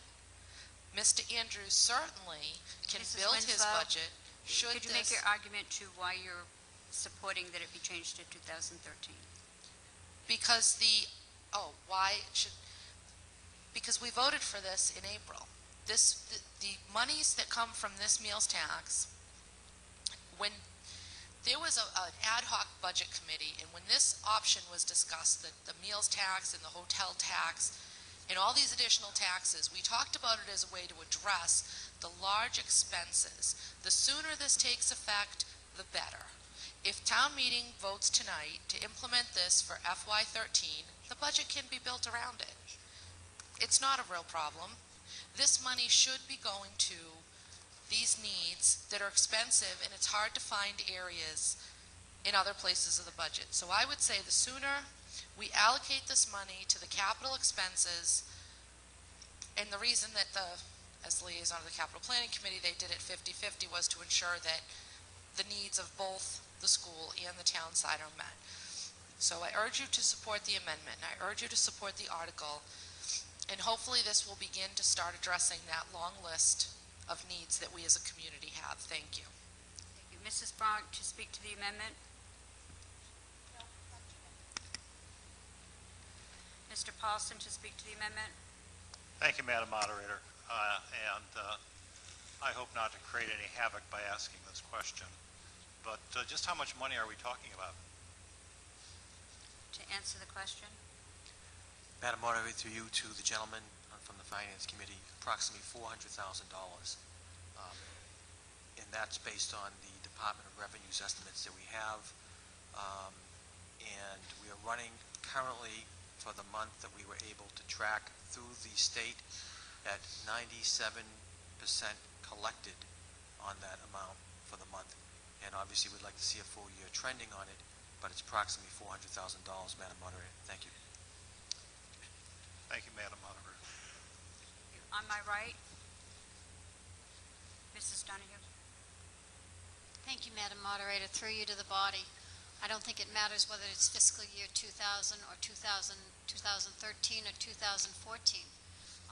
I would urge you to vote against the amendment for 2013, and I will urge you to vote against the 2014. Why should we tie our hands with what we might need to do with this money? It's $400,000.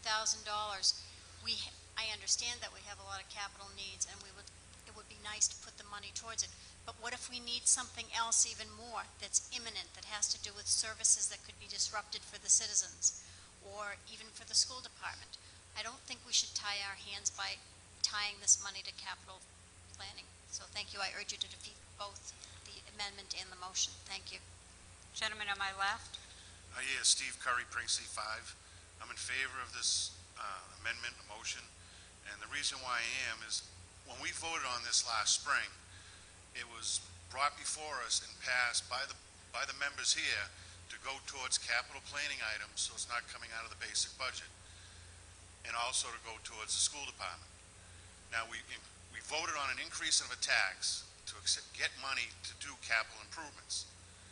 Starting in this fiscal year, we're going to be collecting over $300,000 because it's already been implemented, plus an additional $400,000 to be used to balance the budget for other items. This body voted to make this article towards capital improvements and the school. Now you're wishing to push this money off to fix a budget deficit for the next 2 years, to use it for some other place, not for what this body voted to be intended on. I say support the thing. We voted to have it go to capital improvements. It should go for what this body voted for, not to use it as a free tax that we voted on the increase for, to use it to fix shortfalls and other issues. Thank you. Mrs. Bagley, to speak to the amendment. Yes, Madam Moderator, thank you. Ladies and gentlemen, I urge you to vote against this amendment. I urge you to vote against this article. This amendment, we just passed off a laundry list of emergency equipment needs in this town. So we're going to put off defibrillators and rebuilt ambulances and all of these things and put them off till April. Which budget does that affect, ladies and gentlemen? This current one, the next one? So we're going to divide up this money for the budget of 2013. Again, that we're asking for a balanced budget, but okay, but you have to do with about $200,000 or $300,000 less. Balance it. That's absolutely absurd. And I urge you to vote down this article as well. The article we voted on, we don't vote on intentions, ladies and gentlemen. We don't vote on debate. We vote on actual articles, the wording of the article. So I urge you to vote down on this amendment and vote down this article. Thank you. On my left. Thank you, Lynn Burrows. A former speaker mentioned voting in support of this. I stand against it, by the way. Stood and spoke in support of it in regard to meeting the needs of the town and the school. Albeit somewhat separate, the school is part of this town. And when we come together twice a year to vote on these things, we all decide as a unit where our money needs to be spent. And it should stay that way. To say or perhaps imply that we are not capable of deciding what's most important in this town, that the people who are paying the taxes in this town aren't capable of making that decision, is certainly just not right. I think it was a year ago, spring town meeting, could have been longer, when money issues really started to surface in the town. State your point. Yes. This is in regard to the article. You're talking to the amendment to Absolutely. change the amendment, I'm year. sorry. Yes. To change the year to 2013. I am absolutely talking to the amendment. In 2 more sentences, the body will understand that, ma'am. We had an estimated projection for excise tax that we expected to come into town, and we had appropriated our budget based on that. At the end of the year, due to the state of the economy in the nation, we didn't have that money. And we had to go back and we had to rearrange and to find some bucks. So I don't think that we should project what's coming in from this. Let's wait till the end of the year. Let's see what we have and spread it out according to our needs. Your third 20 seconds. Thank you.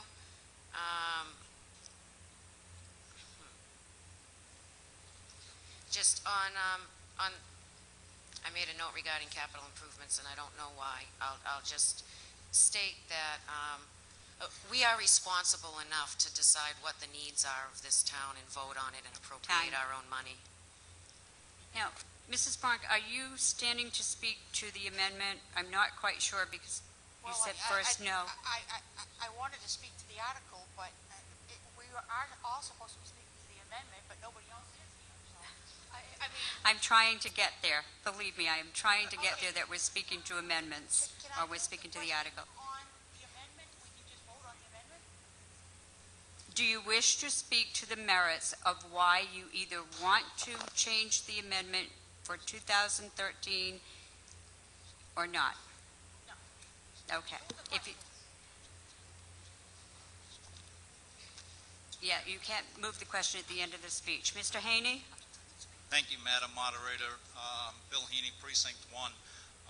I support the amendment as I've said previously, but I disagree with the previous speaker who indicated that we shouldn't tie the hands of the fiscal year 2013 budget, because had we had this amendment as quickly as we've got it available to us, and if we had the money associated with it, which it hasn't come in yet, we could have voted all the articles or all the items in Article 1 last night and tonight.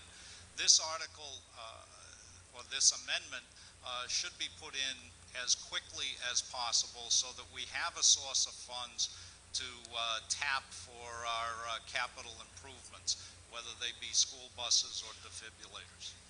Thank you. To speak to the amendment, on my right. Eddie Pasevich, Precinct 1. This is more of a point of order. It says up there that I move to approve the article as printed in the warrant. In the warrant, there's no mention of any fiscal years, whether it's 2013 or 2014. So where did it come from? Mr. Pasevich, when the warrant articles are prepared and put in the warrant, they are to give advance notice as to what we are talking about. The motions don't always mirror what's in the warrant. So the fact that you're seeing in the motion the words that the special legislation shall not take effect, that is well within part of the motion. Excuse me, Madam Moderator. The motion says the article as printed in the warrant. And the article that's printed in the warrant... With the provision. None of that's in the printed warrant. Exactly. The motion before you would be exactly as what's printed in the warrant, and then it would say, with the provision that the special legislation shall not take effect until fiscal year 2013. Thank you. On my left. George Barrett, Precinct 5.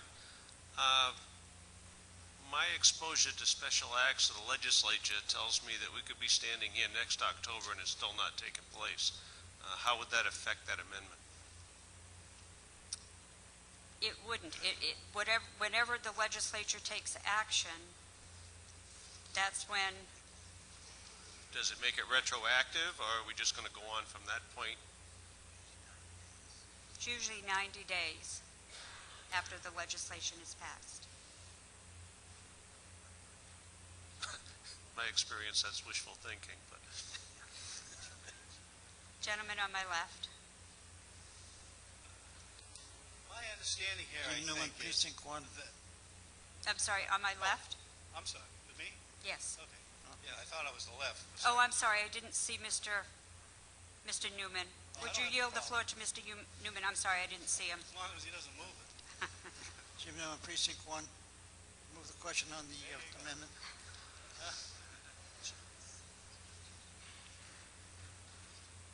We do have a motion before us to move the question. We have a second. Requires a 2/3 vote. All those in favor, please say aye. Aye. All those opposed? The motion passes to move the question. We now have before us Article 3, Mr. McDonald's motion to amend. I move to approve the article as printed in the warrant with the provision that the special legislation shall not take effect until fiscal year 2013. Requires a majority vote. All those in favor, please say aye. Aye. All those opposed? No. The chair questions the count. I would like to take a hand count. Would the tellers please come forward? All those in favor of Mr. McDonald's amendment, please hold your cards up high.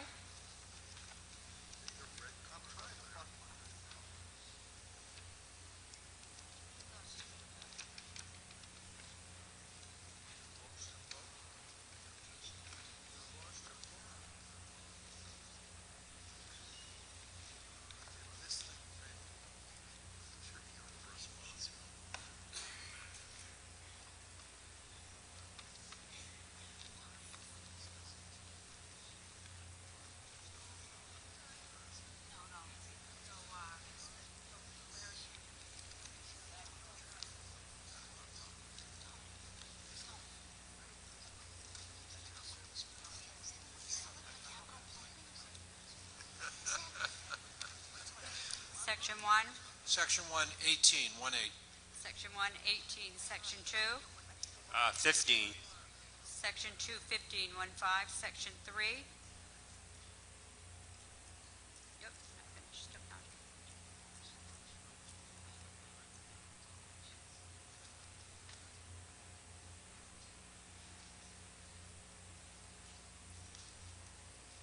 Section 340, 40.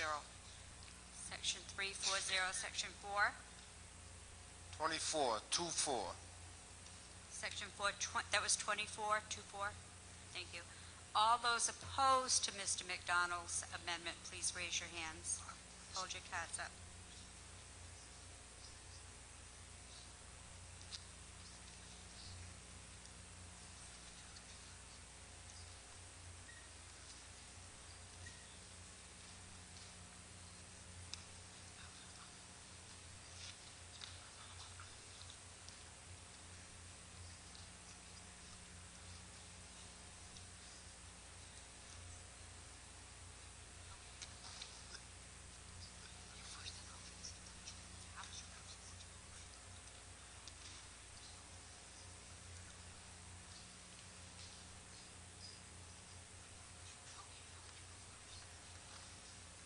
Section 1, Section 112. Section 112, Section 2, 12. Section 212, Section 3, 28, 28. 28, Section 4, 14, 14. Section 414. There are 97 votes in the affirmative and 66 in the negative. Mr. McDonald's motion carries. Mr. McDonald, to speak, the amendment now becomes the main motion. To speak to the main motion, Mr. McDonald? I forgot most of what I was going to say at this point. Madam Moderator, to you through the body. One thing, I've heard so many words tonight, end run around. This is not an end run around town meeting. You still have to come to town meeting to have it approved. The capital, the money is just set aside for capital. One of the issues we addressed here on the Finance Committee, and sometimes when you look at a vote, you don't get the full picture. Our problem wasn't setting the money aside for capital. Our problem was the 50-50 split. And the reason for that is some years the town has more capital needs, or maybe another year the school has more capital needs. But I think as a general rule, we were in favor of setting the money aside for capital. I also heard that we're responsible enough to do that. We didn't set any aside in 2012. And let me do some math for you here. $90 million worth of capital needs. Guys, how much money we have set aside for capital? Zero. This is a start. This is something we should have done a while ago. We just haven't done it, and this gives us a start. It's not a lot of money, but it will address the needs. And I believe an earlier speaker said it, and I agree. If we had the money in 2012, which is what should have happened in my opinion, then we could have passed every one of the capital items that were on there. So I would urge you to vote in favor of this. We really need this money to go towards capital. As far as the general budget, I think we can manage our way through that one. I really do. Thank you. Gentleman on my right. Thank you, Madam Moderator. Bruce Savagio, Precinct 1.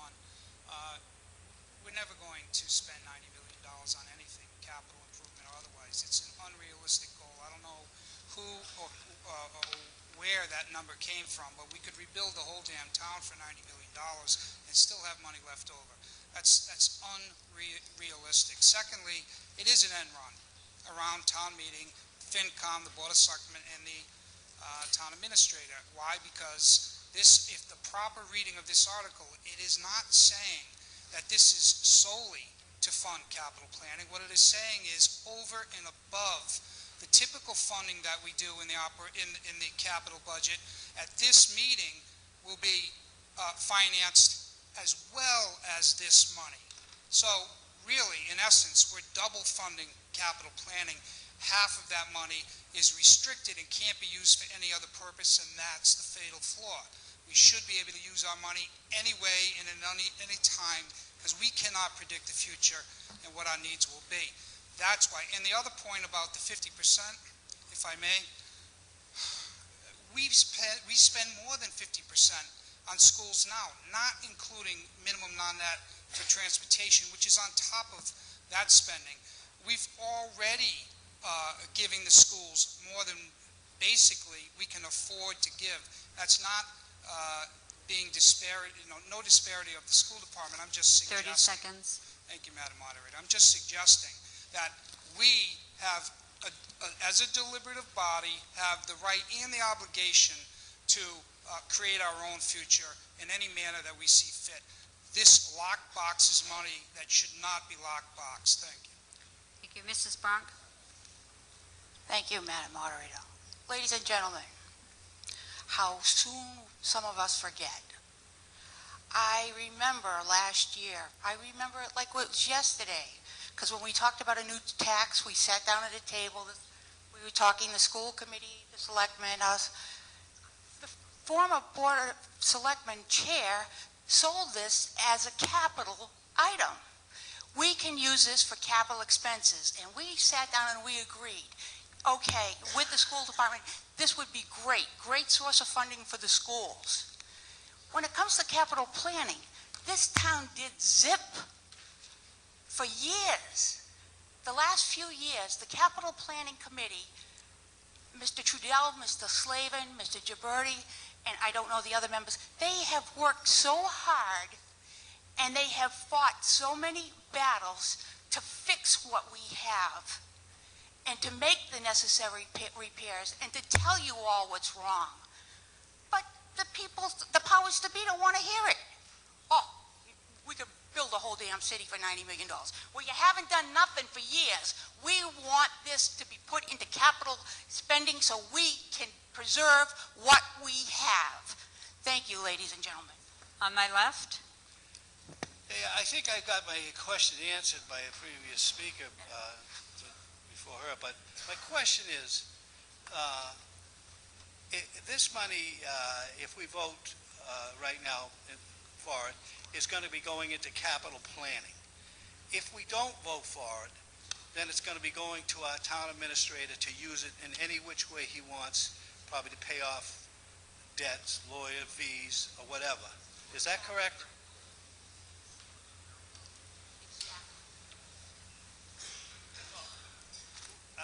Where'd he go?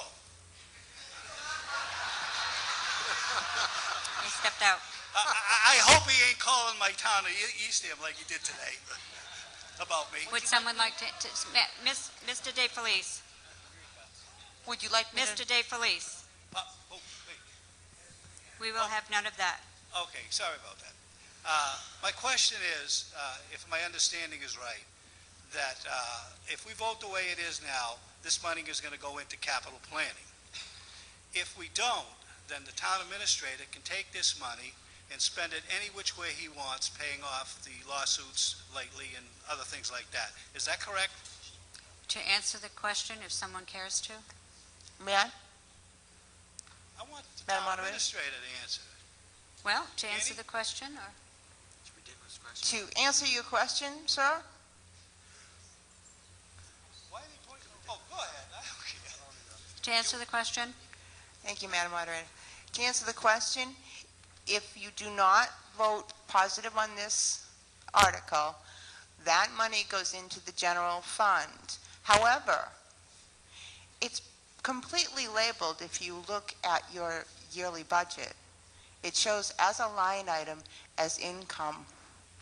He doesn't get to just spend it any way he wants to. He gets to spend it as part of the yearly budget specifically designated by your annual budget presented to you every spring. Mr. Schneider?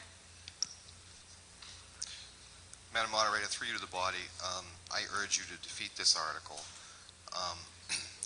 And I'd also like to clarify, a previous speaker said that had we voted to have this item, these funds used in the 2012 budget, that we'd be on our way to making headway on the capital items, $90 million worth of capital items. Can you speak into the microphone, please?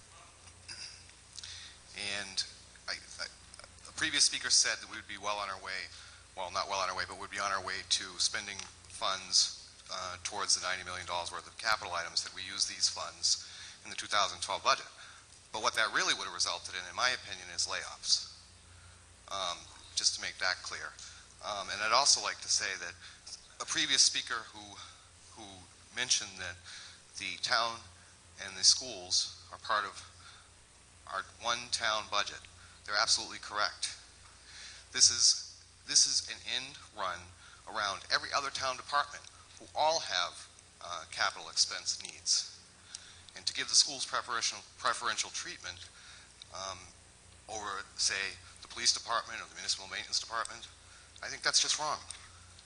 They submit their budget, which is a multi-million-dollar budget the school superintendent submits on a yearly basis, and they know what their capital needs are, just like every other town department. And I think this is given preferential treatment to one department over another. The school department is a town department. 20 seconds. Thank you. On my right. Rhonda Vugan, Precinct 6. I stand in support of this article. This allows for guaranteed revenue to be spent on capital, finally a way to budget each year for much needed repairs. Just to give you an example, in the school system, there are leaky roofs in the high school. What I would like to have in this town is a guaranteed revenue that comes in for capital planning instead of kicking the needs down the road. We need to be able to provide quality facilities for our students and also our town employees to learn and also to work in. So again, I urge you to support this article to provide much needed budgeted revenue to come into the capital planning group. They do a great job, and we need to be able to support them with guaranteed revenue that comes in each year. Thank you. Thank you. On my left. Jennifer Peterson, Precinct 5. I too stand in support of this article for several reasons. One, we stood here in April of this year and we were told to appropriate this extra revenue into the general fund because we did not have the time to get a legislative act put in place in order to take advantage of this additional revenue, which was identified would be used for capital purposes. So myself and others voted in favor of this with the auspice that we could not get the special act from legislation in time to take advantage of that revenue. Number two, we also have the CPC we saw today has hundreds of thousands of dollars. Why? Because on your tax rate, 3% is set aside to automatically go to that account. Therefore, that balance grows and only can be used for community preservation. If we set aside this money, it can only sit and grow and be used for what we as a town allotted to do. So it would have the same effect as we saw today. The CPC gave $50,000 to the Conservation Commission. I would have liked to give $50,000 to the police department, but we were not able to do that because we do not have capital funds available to us.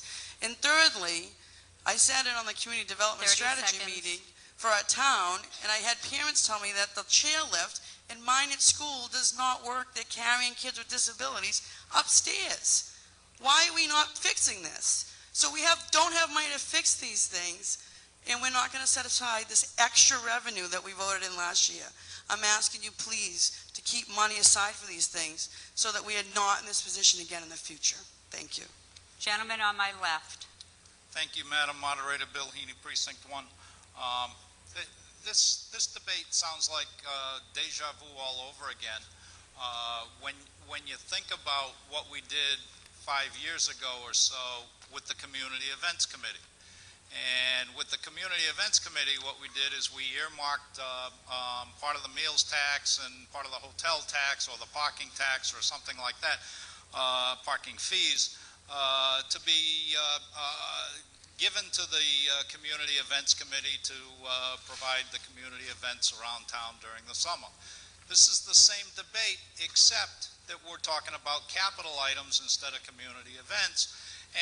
And so we've already got the model that earmarks money for certain purposes. I agree that that the money needs to be and was intended to be when we first put the additional meals tax into place. It was intended for capital purposes. It needs to go for capital purposes, and the agreement with this body was that it would be split between the school department and the general fund. And again, I say, if we had this in place during fiscal 2012, we could have voted positively for everything that was in Article 1. Thank you. Gentleman on my right. Thank you, Madam Moderator. Mike Flaherty, Precinct 1. Through you to the FinCom, I'm just asking for an understanding here on the recommendation. The last sentence here, it says, in part, this article is moot, as the funds would not be an addition, but merely an alternate source of funds that would have been appropriated anyway. And I'd like to get an understanding of what that means. I infer that it means, let's say, this meals tax raises $400,000, and we give $200,000 to the school system. Does that just mean that the town administrator can, at his discretion, remove another $200,000 from the budget and it's a wash? Someone to answer the question? Madam Moderator, to answer the question, exactly. The answer, the example that I use, if we had $1 million and we wanted to split it, we might have wanted to say, well, we'll give half to the school and half to the town. We could take the 500 for the school, subtract 200, give them 300, give the rest to the town. The 50-50 for the splits in place, but we wind up with the town receiving 700 and the school receiving only 300, but they got their 200 out of this bill. I thank you for the clarification. I've heard the term used, this is an end run in a negative way, and a lockbox in a negative way. I'm sorry, but I wish it was an end run. I wish it was a lockbox. I wish we could earmark these funds for the school. If there's any way we can do that, I'd support it. But it blows my mind that people are going to pass on an opportunity to get our schools beyond bare minimum funding and actually do something for the schools. Thank you. Ladies and gentlemen, I think we have had an extraordinary amount of debate, so I'm going to take the final standing people, let them speak, and then I'm going to call for the vote. Gentleman on my left. Yeah, Steve Curry, Precinct 5. Again, going back to what I said earlier, the vote of this body was for these monies to go to capital planning and the school department. By voting this the other way, it just nullifies the vote of the people that were here and their intent on what they wanted to do with the money. We could do the same thing. We could bring up next month to wipe out the community events fund, to wipe out CPC, because we have to use the money some other place. The body voted to use this money for capital improvements, and now we're telling them to take $700,000 and use it for something else. I think we should uphold the vote of the town meeting in the spring and put the money where it was voted for by the people. Thank you. Thank you. Mr. Holmes? Thank you, Madam Moderator. Through you. I stand to support I didn't like raising the tax, and I did so because of the capital nature of the tax, so that we could use the money to fund capital items. So we'd have a plan,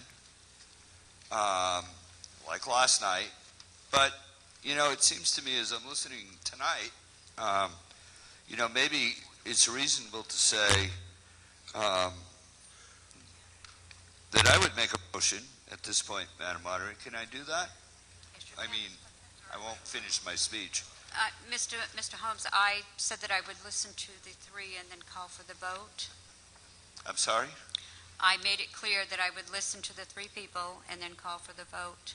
Right. So it means there are no amendments to be made? Well, you're standing, you can make an amendment. Oh, thank you. Well, it seems to me a compromise here would be, I'd make a motion to amend this article to say that 100% of the money would go into and be used only for capital planning. Second. That's what it says. What it says.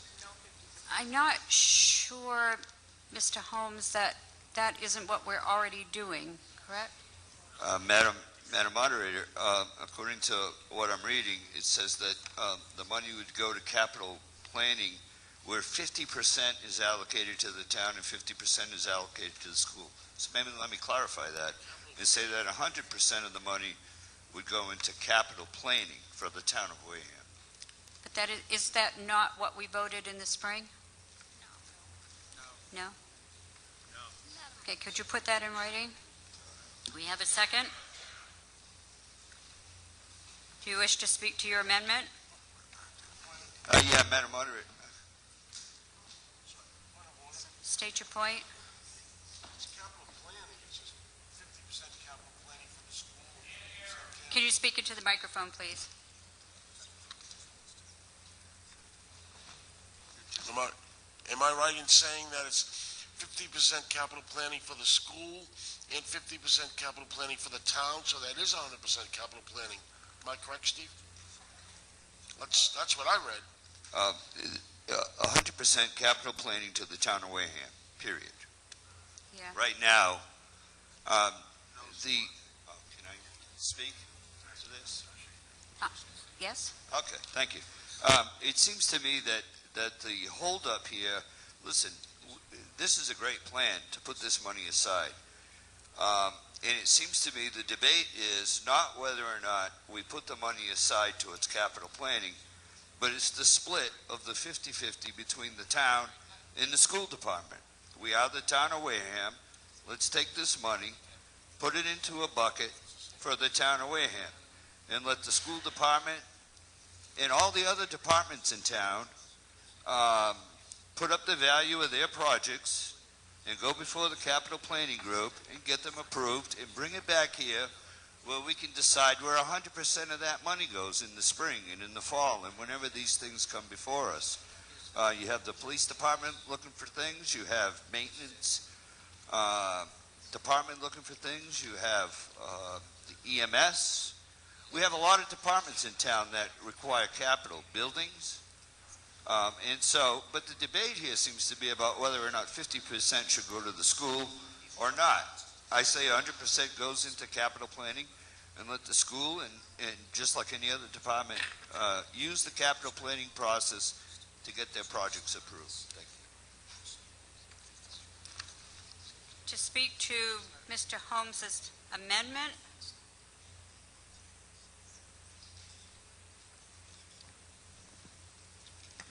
Thank you, Madam Moderator. I'm against this amendment as a whole and the article as a whole. If you read the last line of the article, this revenue is in addition to Wareham's annual budget for capital items. That's our problem right there, is we don't have an annual budget for capital items. We haven't done any capital expenditures at all in years. Okay? The members of the Finance Committee who are against this article, where these specific funds would be earmarked for capital items only, we understand that that's where they should be spent. Our problem is in restricting it by legislation and making it only that is where they can be spent. We're talking less than $400,000, okay? Just Article 2 alone, which was withdrawn, was $50,000 to repair the library. Okay, there's 1/4 of your money right there, gone, okay? I urge you not to pass this amendment, not to pass this article. We need to have some fluidity as how we're going to spend this money, and this town meeting needs to make long-term plans about real capital spending, and that means maybe coming up with some sort of policy of 3%, 5%, annually put into capital expenses before you worry about $400,000. It's a drop in the bucket. am I right to Thank speak you. to the amendment? Brenda Ekstrom. I rise in support of this amendment.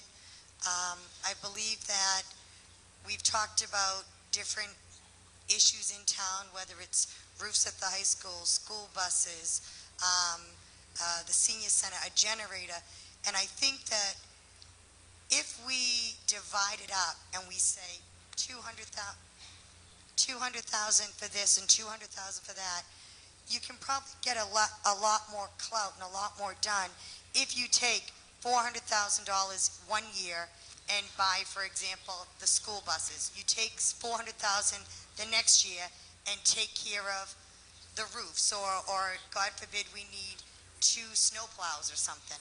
And so I think that I have no problem putting it to capital planning. I certainly can understand the track record, not with this Board of Selectmen or this town administrator, or even with other ones that I was fortunate enough to be on because there was no money. But in the past, I do understand how there were bait and switches going on. So we want to keep it for capital planning, but I think that in that discretion, it has to be where there's a greater need. And I don't think tying our hands to say a certain percentage here and a certain percentage there is going to help us. So I urge support of this amendment. Gentleman on my left. I think Mr. Savage was first. Okay, on my right? Thank you, Jeff. Bruce Savageau, Precinct 1. I absolutely agree with the previous Finance Committee members' sentiments that we do, in fact, need long-term, long-range planning. And that's the solution on top of the other solution, which is real economic development, so we can actually afford to do all the things that we want to do. We're doing neither of those things. She's absolutely correct. However, I can support this amendment because I believe what the selectman is attempting to do is admirable. At least 100% of this money would be dedicated to capital items, but that decision will rest with the body. And this body can always turn around in the funding and give the schools 100% of that money if they so choose to. It's up to the body. What I am opposed to is the fact that we are abdicating our responsibility and our rights as a body to vote on these matters. The budget is the budget. We can allocate it any way we so choose. Can you speak to the amendment, Mr. Savageau, please? I'm sorry, I thought it was. The amendment suggests that 100% of the money goes to capital planning. I agree. And I agree that this body should make the decisions as to how that is properly allocated. I believe that is consistent with the amendment. 30 seconds. And I stand in support of this amendment. Thank you, ma'am. Thank you. On my left? Jeff Sweat, Cremisa Road. I agree with much of what prior speakers have said. I think it needs to be clear, and I think it was stated earlier, this is the proverbial drop in the bucket. If we were talking about a lot more money, I think it would have potentially the impact of tying the hands. But the truth is, whether the school committee gets 50% or 60% or 40%, everything the school capital spending the school committee wants to make will still come before this body, and this body still has the authority to accept or reject the things the schools want to do. It's just a small down payment on the capital needs of the schools, as well as a small down payment on the capital needs of the town, and it's a start towards some kind of municipal discipline, if you will, that we allocate this money, and I rise against the amendment for that reason. Thank you. State your point. My point is... Can you speak into the microphone? My point of order is, we had, if I remember correctly, the amendment just before this had carried. In our rules, when we started the town meeting, were amendments to amendments will not be allowed. We were back to the main motion. Once you take a vote on the amendment, it then becomes a main motion. So we didn't have an amendment, we had a main motion. So you can then make amendments to the main motion. Okay. Thank you. On my left? George Barrett, Highland Terrace. A couple of points. It's been said that we have no plan. And yes, we do have a plan. We have capital planning has mapped out a plan, just as it has in the past. But just like in the past, there's no money to pay for it. It's also said that it's an end run around town meeting. It is not. the same articles, the same capital issues that you're going to vote on will be on the screen at every town meeting. The difference is there'll be money to pay for them. I urge you to support this article in any form, whether it's 50-50 or 100%, because the Capital Planning Committee does prioritize both the school and the general needs of the town. On my right? Thank you, Brenda Ekstrom. I think, unfortunately, one of the previous speakers who spoke to that this body gets to see everything when it's voted on was a little disingenuous. And my reasoning for that is because when the school department budget comes in front of us in the spring, it's one line. We don't get to see them putting in an alternative middle school, high school, or converting West kindergarten into a private or a semi-private school. We've never seen those. They've never come in front of the body. So in order to say that this body gets to decide that stuff, we get one line item. And every time we try to amend that, we're told we're at bare minimum, which again is disingenuous. So I would like to see this to go as amended to be 100% to capital planning, and that the capital planning committee, as the previous speaker set up there, has a list of what needs to be done when. The more critical things need to be done, and that will be it. It's not a matter of, well, we have to do critical on this side, and we'll get ahead to convenient on this side. Okay, we have 3 speakers standing, and I think we have spent an enormous amount of time, and we have really heard some debate, and there really isn't anything new coming out. So I'm going to allow these last 3 speakers. I'm sorry, I didn't see you standing. So the last 4 speakers, and then we will act on Mr. Holmes' amendment. On my left. Hey, Kendall Peabody, District 3. I just want to bring up that we have one of the lowest funded schools in the whole New England, and that the schools are pretty much the foundation of any town. Without a good school system, the town is destined to fall apart. We need to earmark this money for the schools so they can slowly build up. True long-term planning is based on putting money aside for things that aren't urgent at the time. That's how you get important things done, not urgent stuff that comes up. We have to attack problems before they become big problems. And this town and this school system is becoming a big problem fast. It will take longer than a year or 2 to fix it. So I want to vote down this amendment and put at least 50% of this tax into the school system.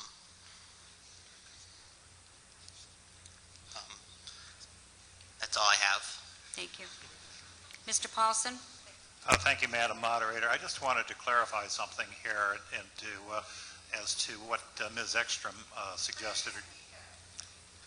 Yes, if we could keep names out of it, Through please. the previous speaker. The school budget does come in here as a single line item. I agree with that.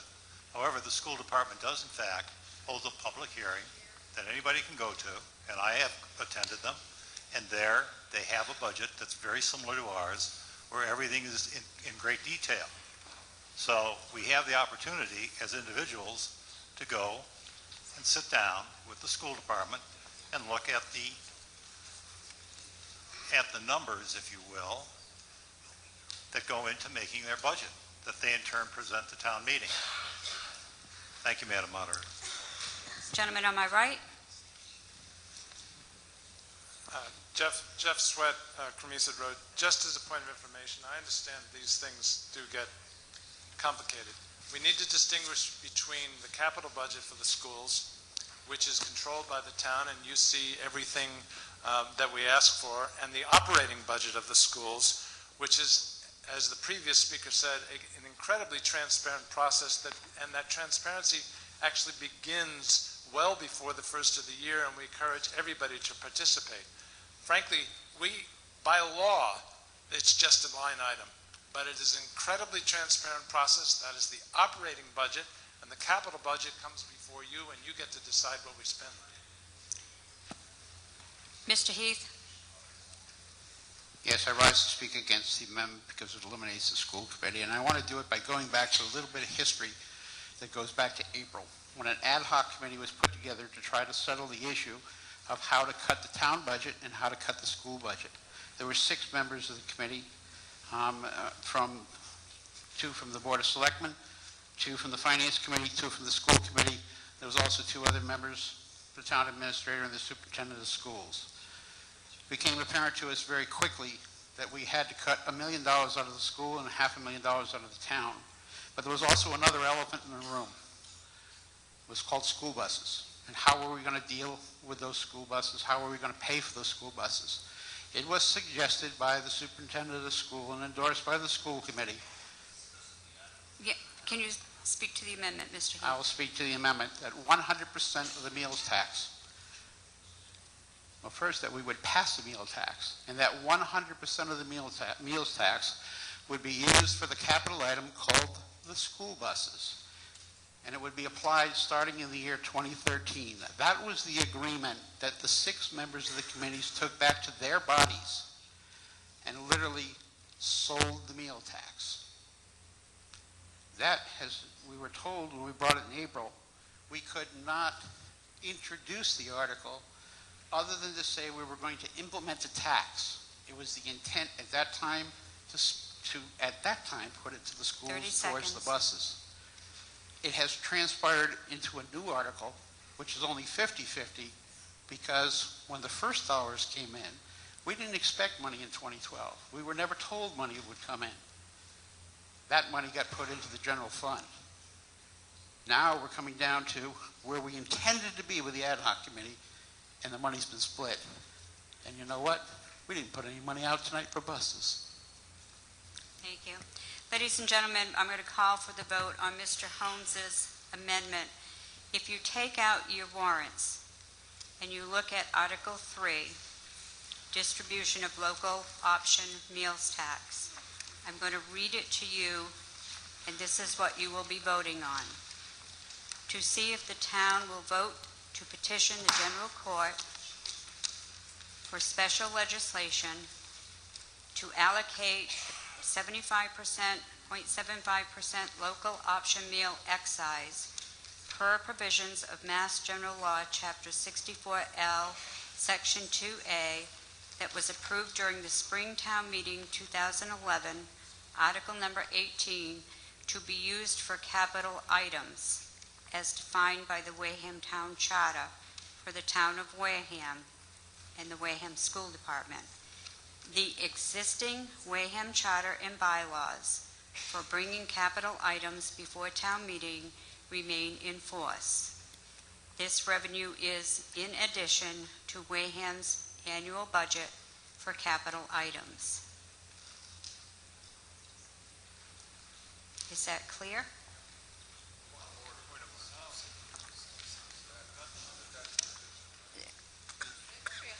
Would you like me to read it again? I'd be happy to do it. Take out your books. You're eliminating the second and third sentence. In essence, what this will do will make 100% of the meals tax go to capital items.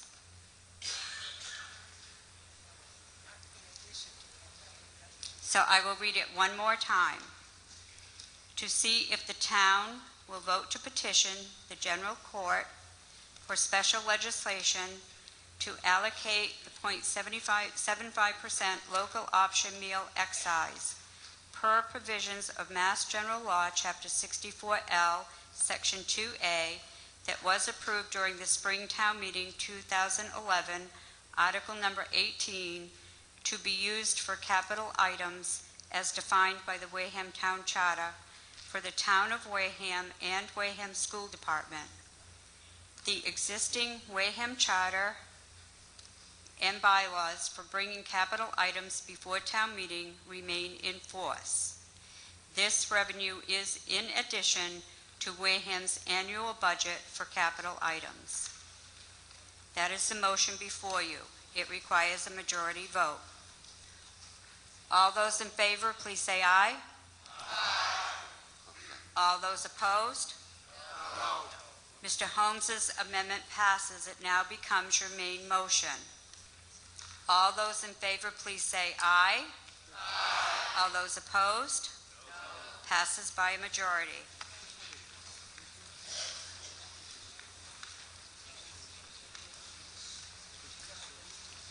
Article 13.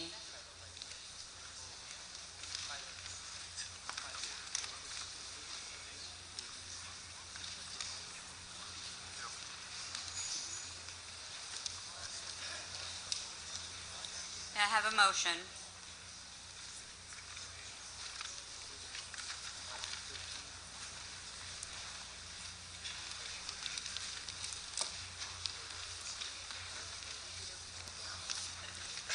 Article 13, to present the motion.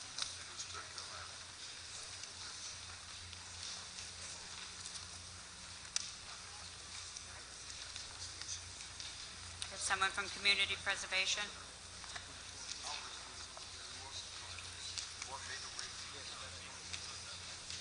Angela Dunham, CPC. Ladies and gentlemen, please. Okay. I move that the town vote to transfer $55,000. Can you speak into the Sorry. microphone?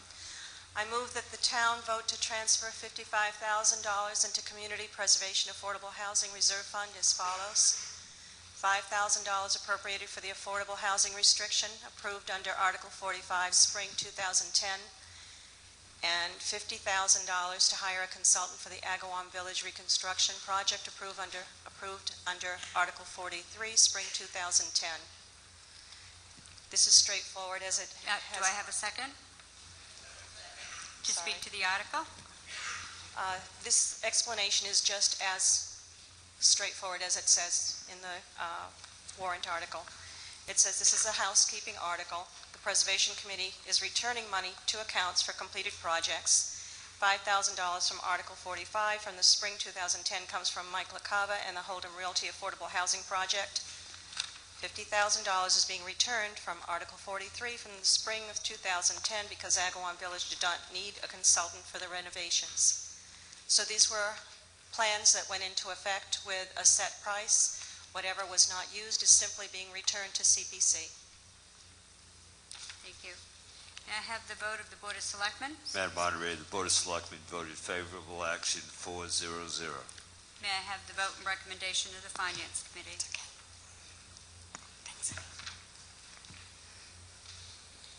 Madam Moderator, the Finance Committee voted 7-0-0. Thank you. To speak to the article on my right? Thank you, Madam Moderator. Brenda Ekstrom. I would like to amend the article to eliminate the words for the affordable housing restriction. And if I may, thank you. And if I may, the reason why is because the way that this is read, although I think we all are familiar with the project, but the way that this reads, it says that we are taking the money back that was appropriated for the affordable housing restriction. We appropriated $50,000. There was $45,000 spent. I want there to be no mistake, whether it's now or 100 years from now, that we appropriated that money to ensure a perpetual affordable housing restriction on that property. I have no objection to getting money back. Of course, we all like that. It's more to spend. But I would like those words removed from it so that there is no mistake that this house is restricted and we expect it to be restricted so that we don't have any problems like we've had recently with restrictions on houses.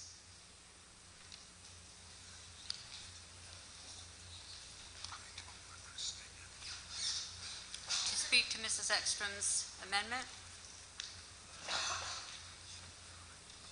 Just a point of information.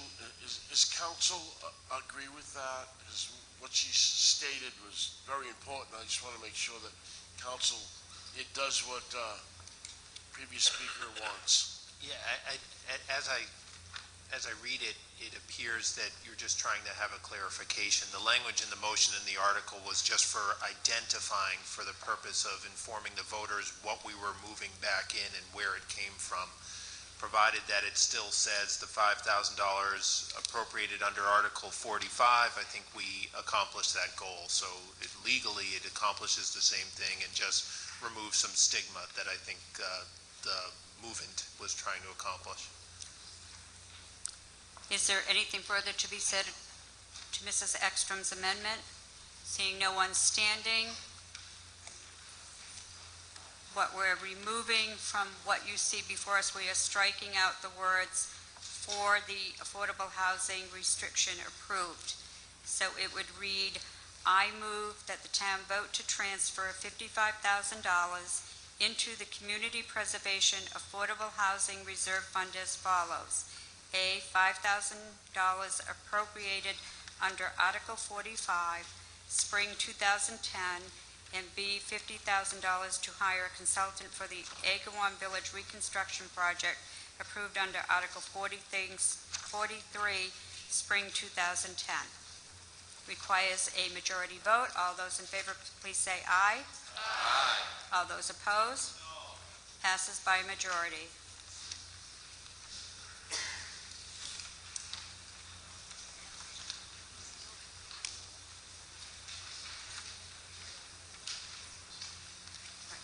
Mrs. Ekstrom's motion, Mrs. Ekstrom's amendment now becomes the main motion. All those in favor, please say aye. Aye. All those opposed? It passes by majority.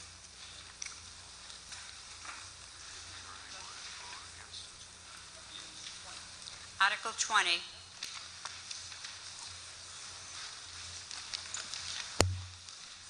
This is a petition. I move that the town vote to remove all of Section 7-9 of the town charter. I believe this is a petition article, I believe. Hang on, Mr. Paulson. This is a petition article, so generally it is the petitioner who would make the motion. I was just following instructions. I apologize, Madam Moderator. Thank you. And to the body. Mr. Flaherty.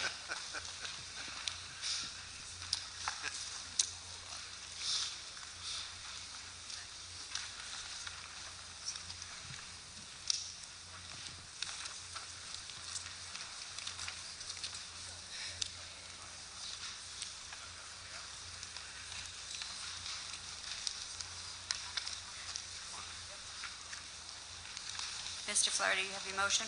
Okay.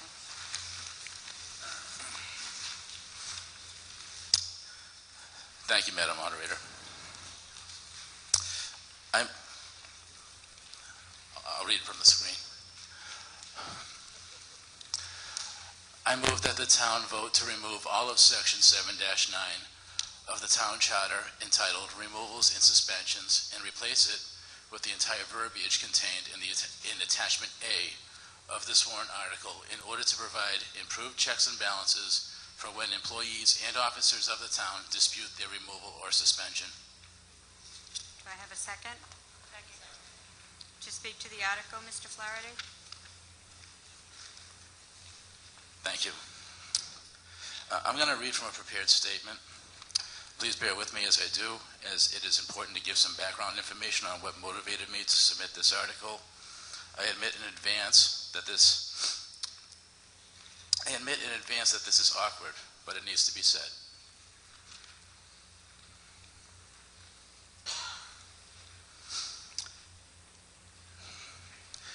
In May of 2010, Wareham's town administrator, Mark Andrews, began presiding over a public hearing regarding his own decision to terminate town accountant Elizabeth Zaleski.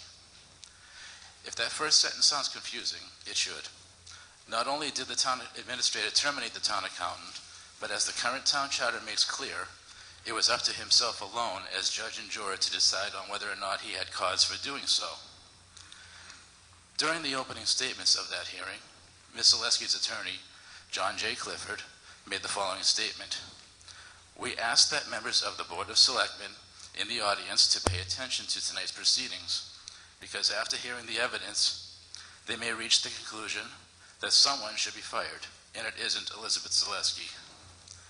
Mr. Clifford was referring to the town administrator, and for what he characterized as his ready, fire, aim approach toward Ms. Zaleski's termination. The hearing did proceed, and the town began presenting its case against Ms. Zaleski. At the end of the night, however, the hearing was adjourned to an unspecified date. Later, we would learn that the town accountant would actually never get an opportunity to publicly present her side of the story. Days and weeks went by, then months. Each time when the town administrator was pressed on when the next hearing date would be, he would only reply that it was a personnel matter and that he was forbidden from discussing it. The town accountant was paid her salary during this whole time. Finally, almost 4 months after she had been fired, instead of there being another hearing date, taxpayers learned that there was a settlement of $42,500 paid to the former town accountant. Many other details of that settlement are protected by a gag provision within it. In other words, now the taxpayers of this town will never know what Ms. Zaleski's attorney meant when he said that someone should be fired and it isn't Elizabeth Zaleski. Mr. Flaherty, just try to stick to the merits of... That's what I had submitted earlier, Madam. So how did this happen? Well, actually, the current verbiage in the town charter is partly responsible. While it can't be responsible for the judgment of the presiding officer, it is responsible for, in this case, defining the town administrator as the only person who could have presided over the termination hearing of the former town accountant. Article 20 seeks to remedy this profound shortcoming within the current town charter by providing reasonable checks and balances. If Article 20 passes as is, then the appointing authority, however that is defined per each case, can still terminate or suspend anyone they wish. This is important because they truly do need that flexibility and responsibility.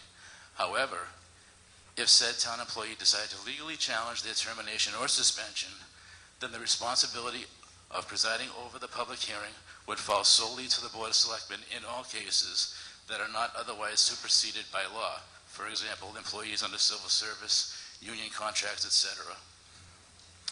Mind you, under Article 20, the Board of Selectmen would still be obligated to not discuss certain details under the umbrella of it being a personnel matter. You have 1 minute. Thank you. However, throughout the process, there will now be 5 sets of duly elected eyes there would now be 5 sets of duly elected eyes of residents watching what is going on instead of a single appointed official who may or may not live in town and with the consequences. Article 20 is all about accountability and transparency that is totally lacking in this provision of the town charter. That's all I have, ma'am. Thank you. May I have the vote of the Board of Selectmen? Madam Moderator, the Board of Selectmen voted favorable action 1-1. May I have the vote and recommendation of the Finance Committee? Yes, Madam Moderator, the Finance Committee voted favorable action 4-3-0, and the recommendation is as follows. The Finance Committee believes this article would provide more impartiality to employees in the final decision of the appeal process. Additionally, the appointing authority would be available for testimony that under the current charter is improper, as the same person is currently the hearing officer. Our process should protect the right of both the employee and the appointing authority.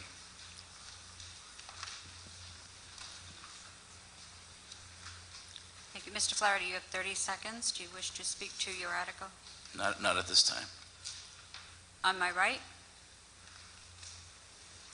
Thank you. Brenda Ekstrom, Precinct 2. Just a couple of things. First of all, Mr. Flaherty, it was in May of 2011 that the hearing was done.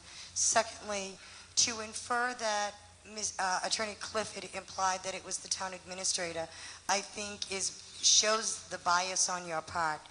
Mrs. No, Ekstrom, let's not get into a personal... Well, this goes to the article because there could have been a number of people that had cash handling, had receipts that had the responsibility of that. And I believe that Mr. Flaherty, to use that as a reason to do this is short-sighted. Also, I believe this should be voted down because nowhere in the article, except for here coming tonight, does it say that this is a charter change. It was never presented that way. I think the article is flawed because of that. And I also think that, no, it says it up there. Anyone who read it publicly did not know it was a charter change. I didn't know it was until I read here where trying to figure out what he was talking about. I think that this has been part of the charter. We now have, I believe, department heads, all department heads, all employees now with the exception of 2 or 3, including the town administrator, the chief of police, but he's covered under civil service, and the town accountant, that aren't covered by a union. Let's stop having, once this fails, and then we're going to go to the union, then we're going to go to arbitration. Let's keep it the way it is in the charter. 20 seconds. Thank you. Let's keep it the way it is in the charter. If we don't like a personal decision, then we address that personal decision. And when reviews come available or whatever, you voice your concerns to that appointing authority at that time. But in order to change the charter because you didn't like one decision that one person made at one time is ridiculous. Thank you. To make it perfectly clear, just so that we're all understanding, it is a minor charter change.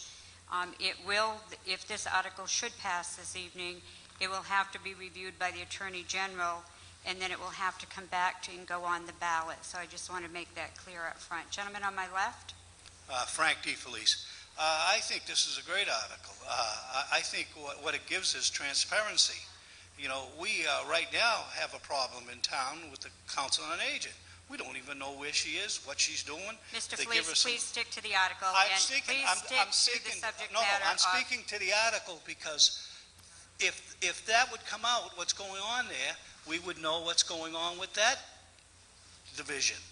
And that's why we need something like this, so that would be some transparency and we know where people are and who we're paying, if they're even there.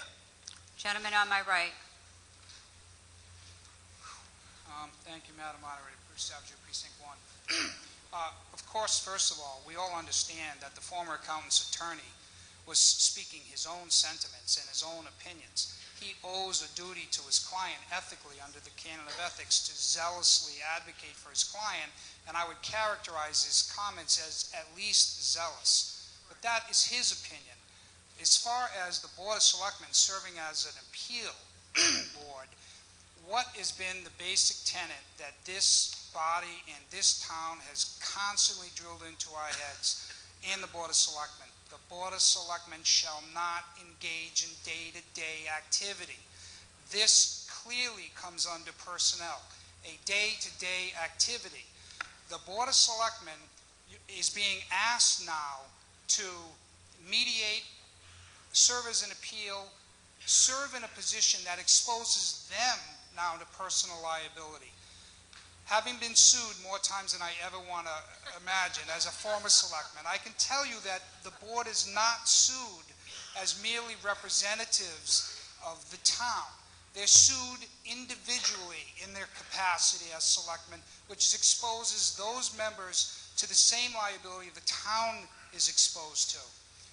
I'm suggesting that in the private sector, the employer is the appointing authority. They hire and 30 fire. seconds. Thank you, ma'am. They hire and fire all day long. That's their job. You cannot tie the hands of an employer this way by passing that responsibility to an elected body. In any event, I think it would be illegal and would not pass AG muster. Thank you. Mrs. Bronk? I think the merits of the article are great. I mean, I think it's difficult if you're offering an individual that's been terminated the right to have a hearing. Well, they should have a fair hearing. And how fair is it to have the person that fired him be in charge of the hearing? And I don't see any problem with a situation like this that the Board of Selectmen should. I mean, they represent the town. Someone on the Board of Selectmen, the chairman of the Board of Selectmen or appointing authority, someone should have been able to hear this, and the people of this town would know what happened. We don't know what happened. We know she got fired. We know in this particular case she Mrs. got Bronk, paid. I don't want to get into the merits of a case that came before the town Obviously, there must be a confidentiality agreement. I really would like to stick to the merits of the article as to whether you feel that the Board of Selectmen should be the hearing officers. Well, I just think that it was a very costly settlement, and we just paid it. Mr. Paulson. Thank you, Madam Moderator. I'm in agreement with my associate. I sat in on the public hearing, as did several other people here. And there were a lot of questions that were raised that should have been answered, weren't answered. And I believed then, and I still firmly believe today, that the person who was in charge of terminating Ms. Zaleski should not have been, in effect, her judge and her jury, and then settle the case. It bothered me. It bothers me to this day, obviously. I would urge you to vote favorably on this. It may be imperfect, but I can understand that. I'm sorry. Ladies and gentlemen, please keep a case that has gone before us and not refer to a case that the town has been in, but rather talk to the merits of we have a person in charge versus another person. Gentleman on my left. I'm sorry, on my left? All right, Claire. I'm sorry, Donna. I apologize. I apologize, Jennifer. Donna Barrows, Precinct 2. I just have a question. I'm told that there's a personnel board in town. I don't see one. My question is, do we have a personnel board? And if not, why? I think I can answer that question. We used to have a personnel board in town, and town meeting dissolved the personnel board. So it is, correct me, it is part of the job description of the town administrator to hire and fire as current now? Correct. So what we're doing is changing his job description by this.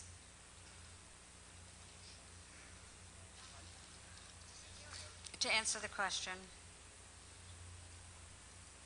No. Through you, Madam Moderator, to the speaker. As I stated earlier, the appointing authority, in whatever case it may be, will still have the authority to hire and fire whoever they like. It's only in cases where the person who got terminated wants to dispute their firing that they'll go before, they won't go before the person that fired them. They'll go before the Board of Selectmen.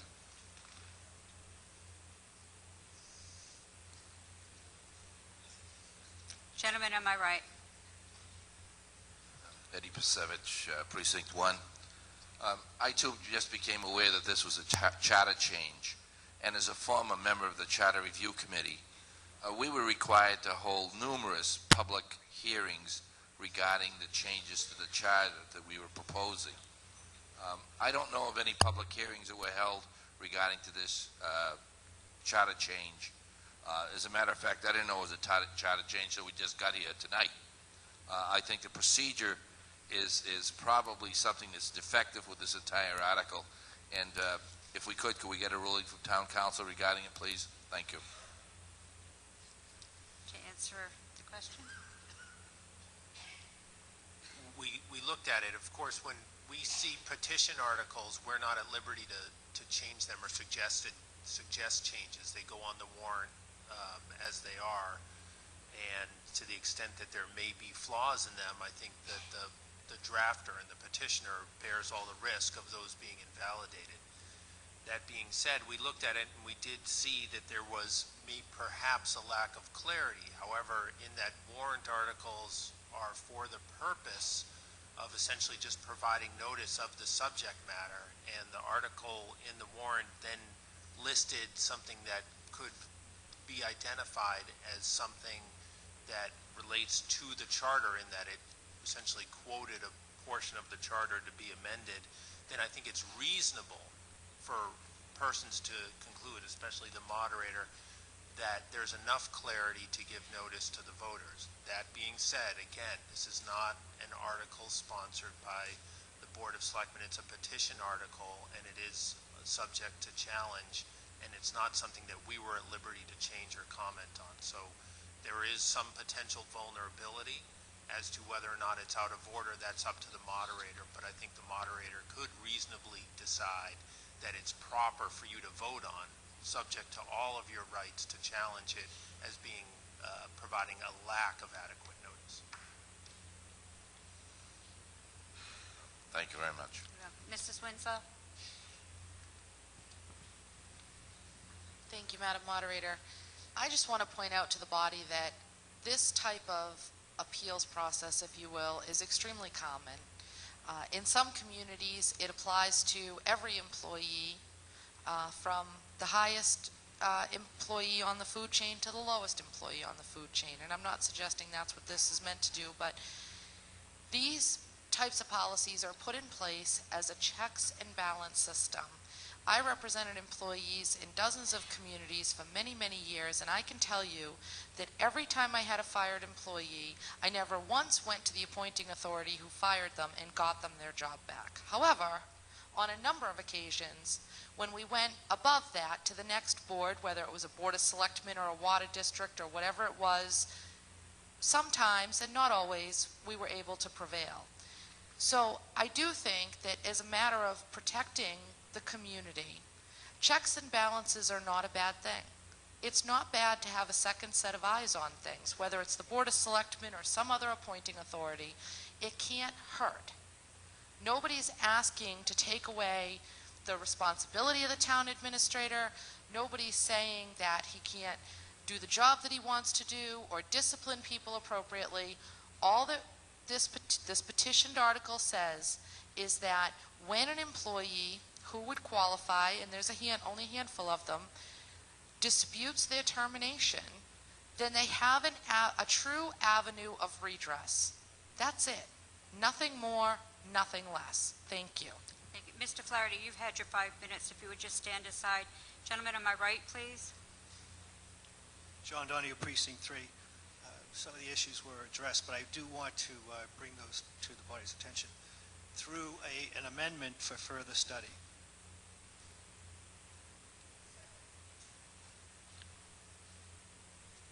We have an amendment by Mr. Donahue for further study. To speak to your amendment, Mr. Donahue.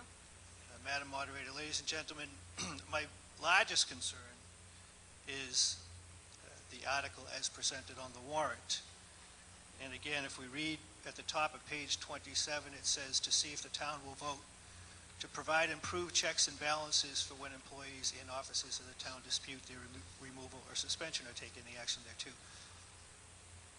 That clearly does not state to change the charter. It doesn't state to change the bylaws. It's, at best, wishful thinking. And as a deliberative body, I really think this needs proper vetting, ladies and gentlemen. This should be brought before a charter study committee or the Board of Selectmen for them to discuss if they want to change the charter, if they want to change the process for hiring and firing. And I don't think that one case should push us to the point of changing our bylaws. Reacting to one case makes for bad law. The town administrator, the current town administrator, prior town administrators have hired employees and they've fired them. Some of them have contracts. Some of them have union protection. This probably wouldn't even apply to them. Most of the employees probably have union protection. I would assume this would address individuals who have contracts with the town. And frankly, if you have a contract, your protection is built into that. If you write a good contract with the town, good for you. If you don't write a good contract, not so good for you. But still, we all have legal rights to employment. And frankly, sometimes we have no rights to employment. But it's up to the town administrator under our town charter. And if we want to change it, I really think that we should be more deliberative in the process. Thank you. Okay. So I urge you to vote for the study. Thank you. to speak to the amendment? George Barrett, Highland Terrace. I would support the amendment. I would caution you to tread lightly when you take a matter such as employee discipline out of the business side of government and put it into the political side.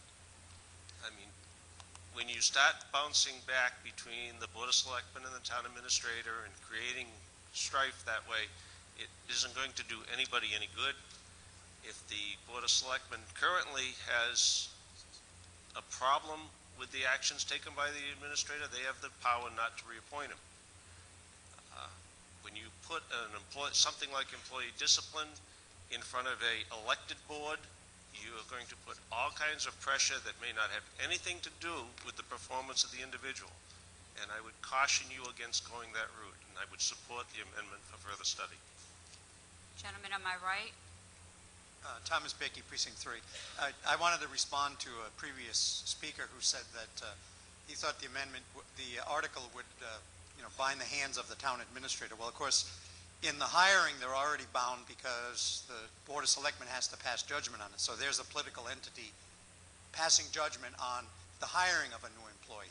So I'm not sure that it's so much of a stretch to have the Board of Selectmen also rule in the case of firing an employee. So if they pass judgment on hiring, they should have equal opportunity to pass judgment on the firing, or at least the hearings as far as that's concerned. So.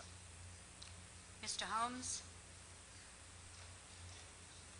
Thank you, Madam Moderator. Through you, I would support a further study amendment for the following reasons. One, I do believe definitely that we need some changes in this area of reporting. But I don't necessarily agree, and this is why I would move for the study, that the Board of Selectmen have any business in this arena, because we already have responsibilities in this arena. One, the town administrator works for the Board of Selectmen. So if there's an issue where the town administrator needs to be a court officer over a firing of an employee, we are his court officer. So we don't belong in that realm. Two, as typically would happen at the level of employees that we're talking about, you very seldom will ever see an employee fired. Most employees leave with some sort of a settlement. Who has to ratify and approve that settlement are your 5 Board of Selectmen. So there's kind of a conflict there. So I would say that I definitely think something needs to be done. 30 seconds. There needs to be, thank you. There needs to be some oversight here, because I would hope never have to sit in a room like that again. It was very uncomfortable, but I don't believe that this body of the Board of Selectmen are the folks to do that for the reasons I just stated. Thank you. So I would support further study. Thank you. Mr. Flaherty, to speak to the amendment? Yes. To respond to the maker of the amendment, he was disingenuous when he read the article. Mr. Flaherty, to speak to the merit of the amendment, please. The merit of the amendment is to say that he omitted the part where it says "see attached," which was immediately after what he had quoted, and it has a whole attachment there, so there's complete transparency. I think that delaying this is really unacceptable. I think that it's a vast improvement over what we have now, which, like I said, is pretty unacceptable because of all the reasons I stated, and I urge people to vote this down. Gentleman on my right. Thank you, Madam Moderator. Excuse me, Bruce Savageau, Precinct 1. It is not the same or an equivalent authority to have a 15-day right of refusal to hire as it is to fire. That's a completely different set of governing rules and laws. The 15-day right of refusal is essentially just that. It's not a right of the employee. Employment becomes an actual property right once employment is granted. Now we've got labor laws, case law, promulgated legislative rules and process that govern all of that body of law, employment law. There are remedies to every and any employee. And my point is, we had, 3 town administrators previous to this one? I fired every one of them. The point is that they were allowed to lawyer up and get quite handsome settlements, in my opinion, and they avail themselves of the process that's available to every employee. If he hires, he has the right to fire. Now, whether or not there's a hearing or not... 30 seconds. Thank you, I'm done. Okay. Is there anything further to be said? Keep in mind, we're nearing the hour of 10. We have one more article. Seeing no one else, I will now call for a vote on Mr. Donohue's amendment for further study. Requires a majority vote. All those in favor, please say aye. Aye. All those opposed? No. It passes by a majority. It now becomes the main motion. All those in favor of Article 20 for further study, please say aye. Aye. All those opposed? No. Passes by a majority. 21. Madam Moderator, question. Point of State your point of order. Inquiry. I'm sorry? Point of inquiry. Who is going to further study that? I was trying to get to the mic before you took the vote. That's when it's left to further study. It's further study. Who is going to further study it? Do you no know? one was designated for further study. It just sort of goes out Thank into you very limbo. much. Article 21.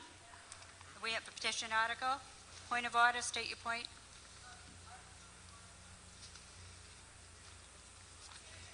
Okay, in the microphone, please. Quorum count, please, Madam Moderator. Since this is an article that does deal, whether it is moved to go to further study or not, it still deals with a great deal of money. So I'd ask for a quorum count, please.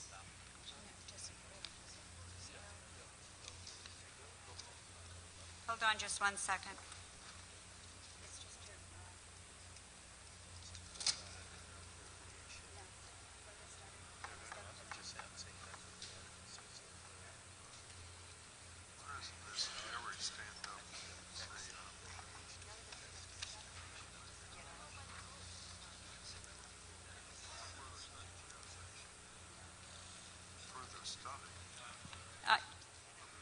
Hold on, we have a point of order. Yes, actually, I do. Let me rule on Mrs. Begley's. Oh, I'm sorry. It does have an indirect effect on an appropriation. So I will call for a quorum count. Thank you so much. To tell us, please come forward.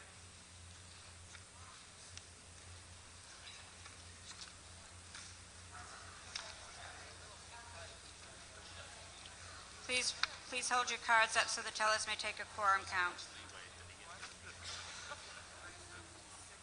We have 9:56. We need to do this quickly.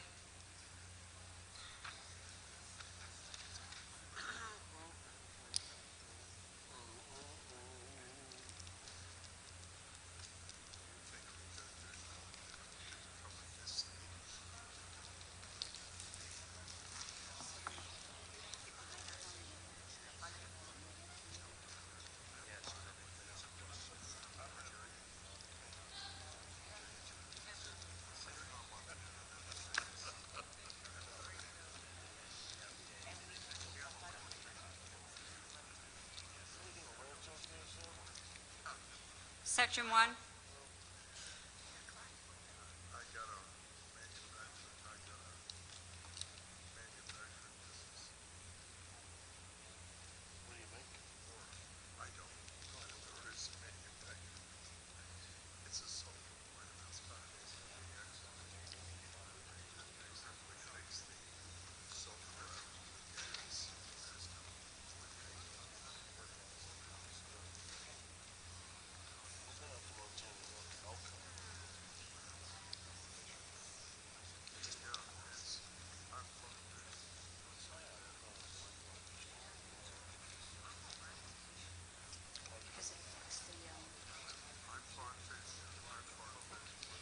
Section 1, Section 1, 2929. Section 2, 24. Section 3, 6363. Section 4. 3333. We have 149.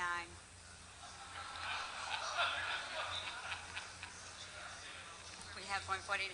The dilemma here, ladies and gentlemen, is by taking the quorum account, we don't have the number of voters in the hallway to act on this Motion to article. adjourn Just a until minute, next just a Monday. minute, just a minute, Mr. Pasevich. Just a minute. Just a minute, ladies and gentlemen, please. The dilemma here is, we now have two choices: to either adjourn to a date and time specific to come back to this one article, or to adjourn sine die, which means the article will just die. A point of order, Madam Moderator. State your point. The article that's up on the screen has no mention of any money. It says to move for further study.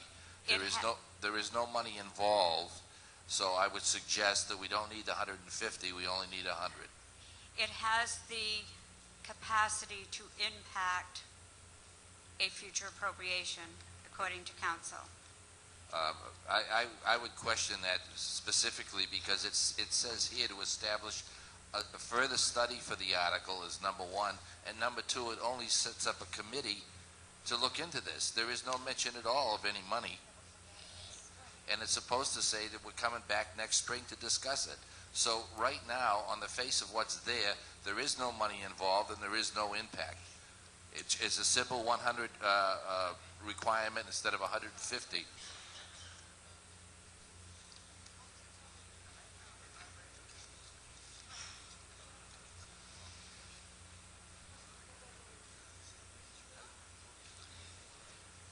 Madam Moderator, point of Mr. Pasevich, because it would include the potential for an appropriation.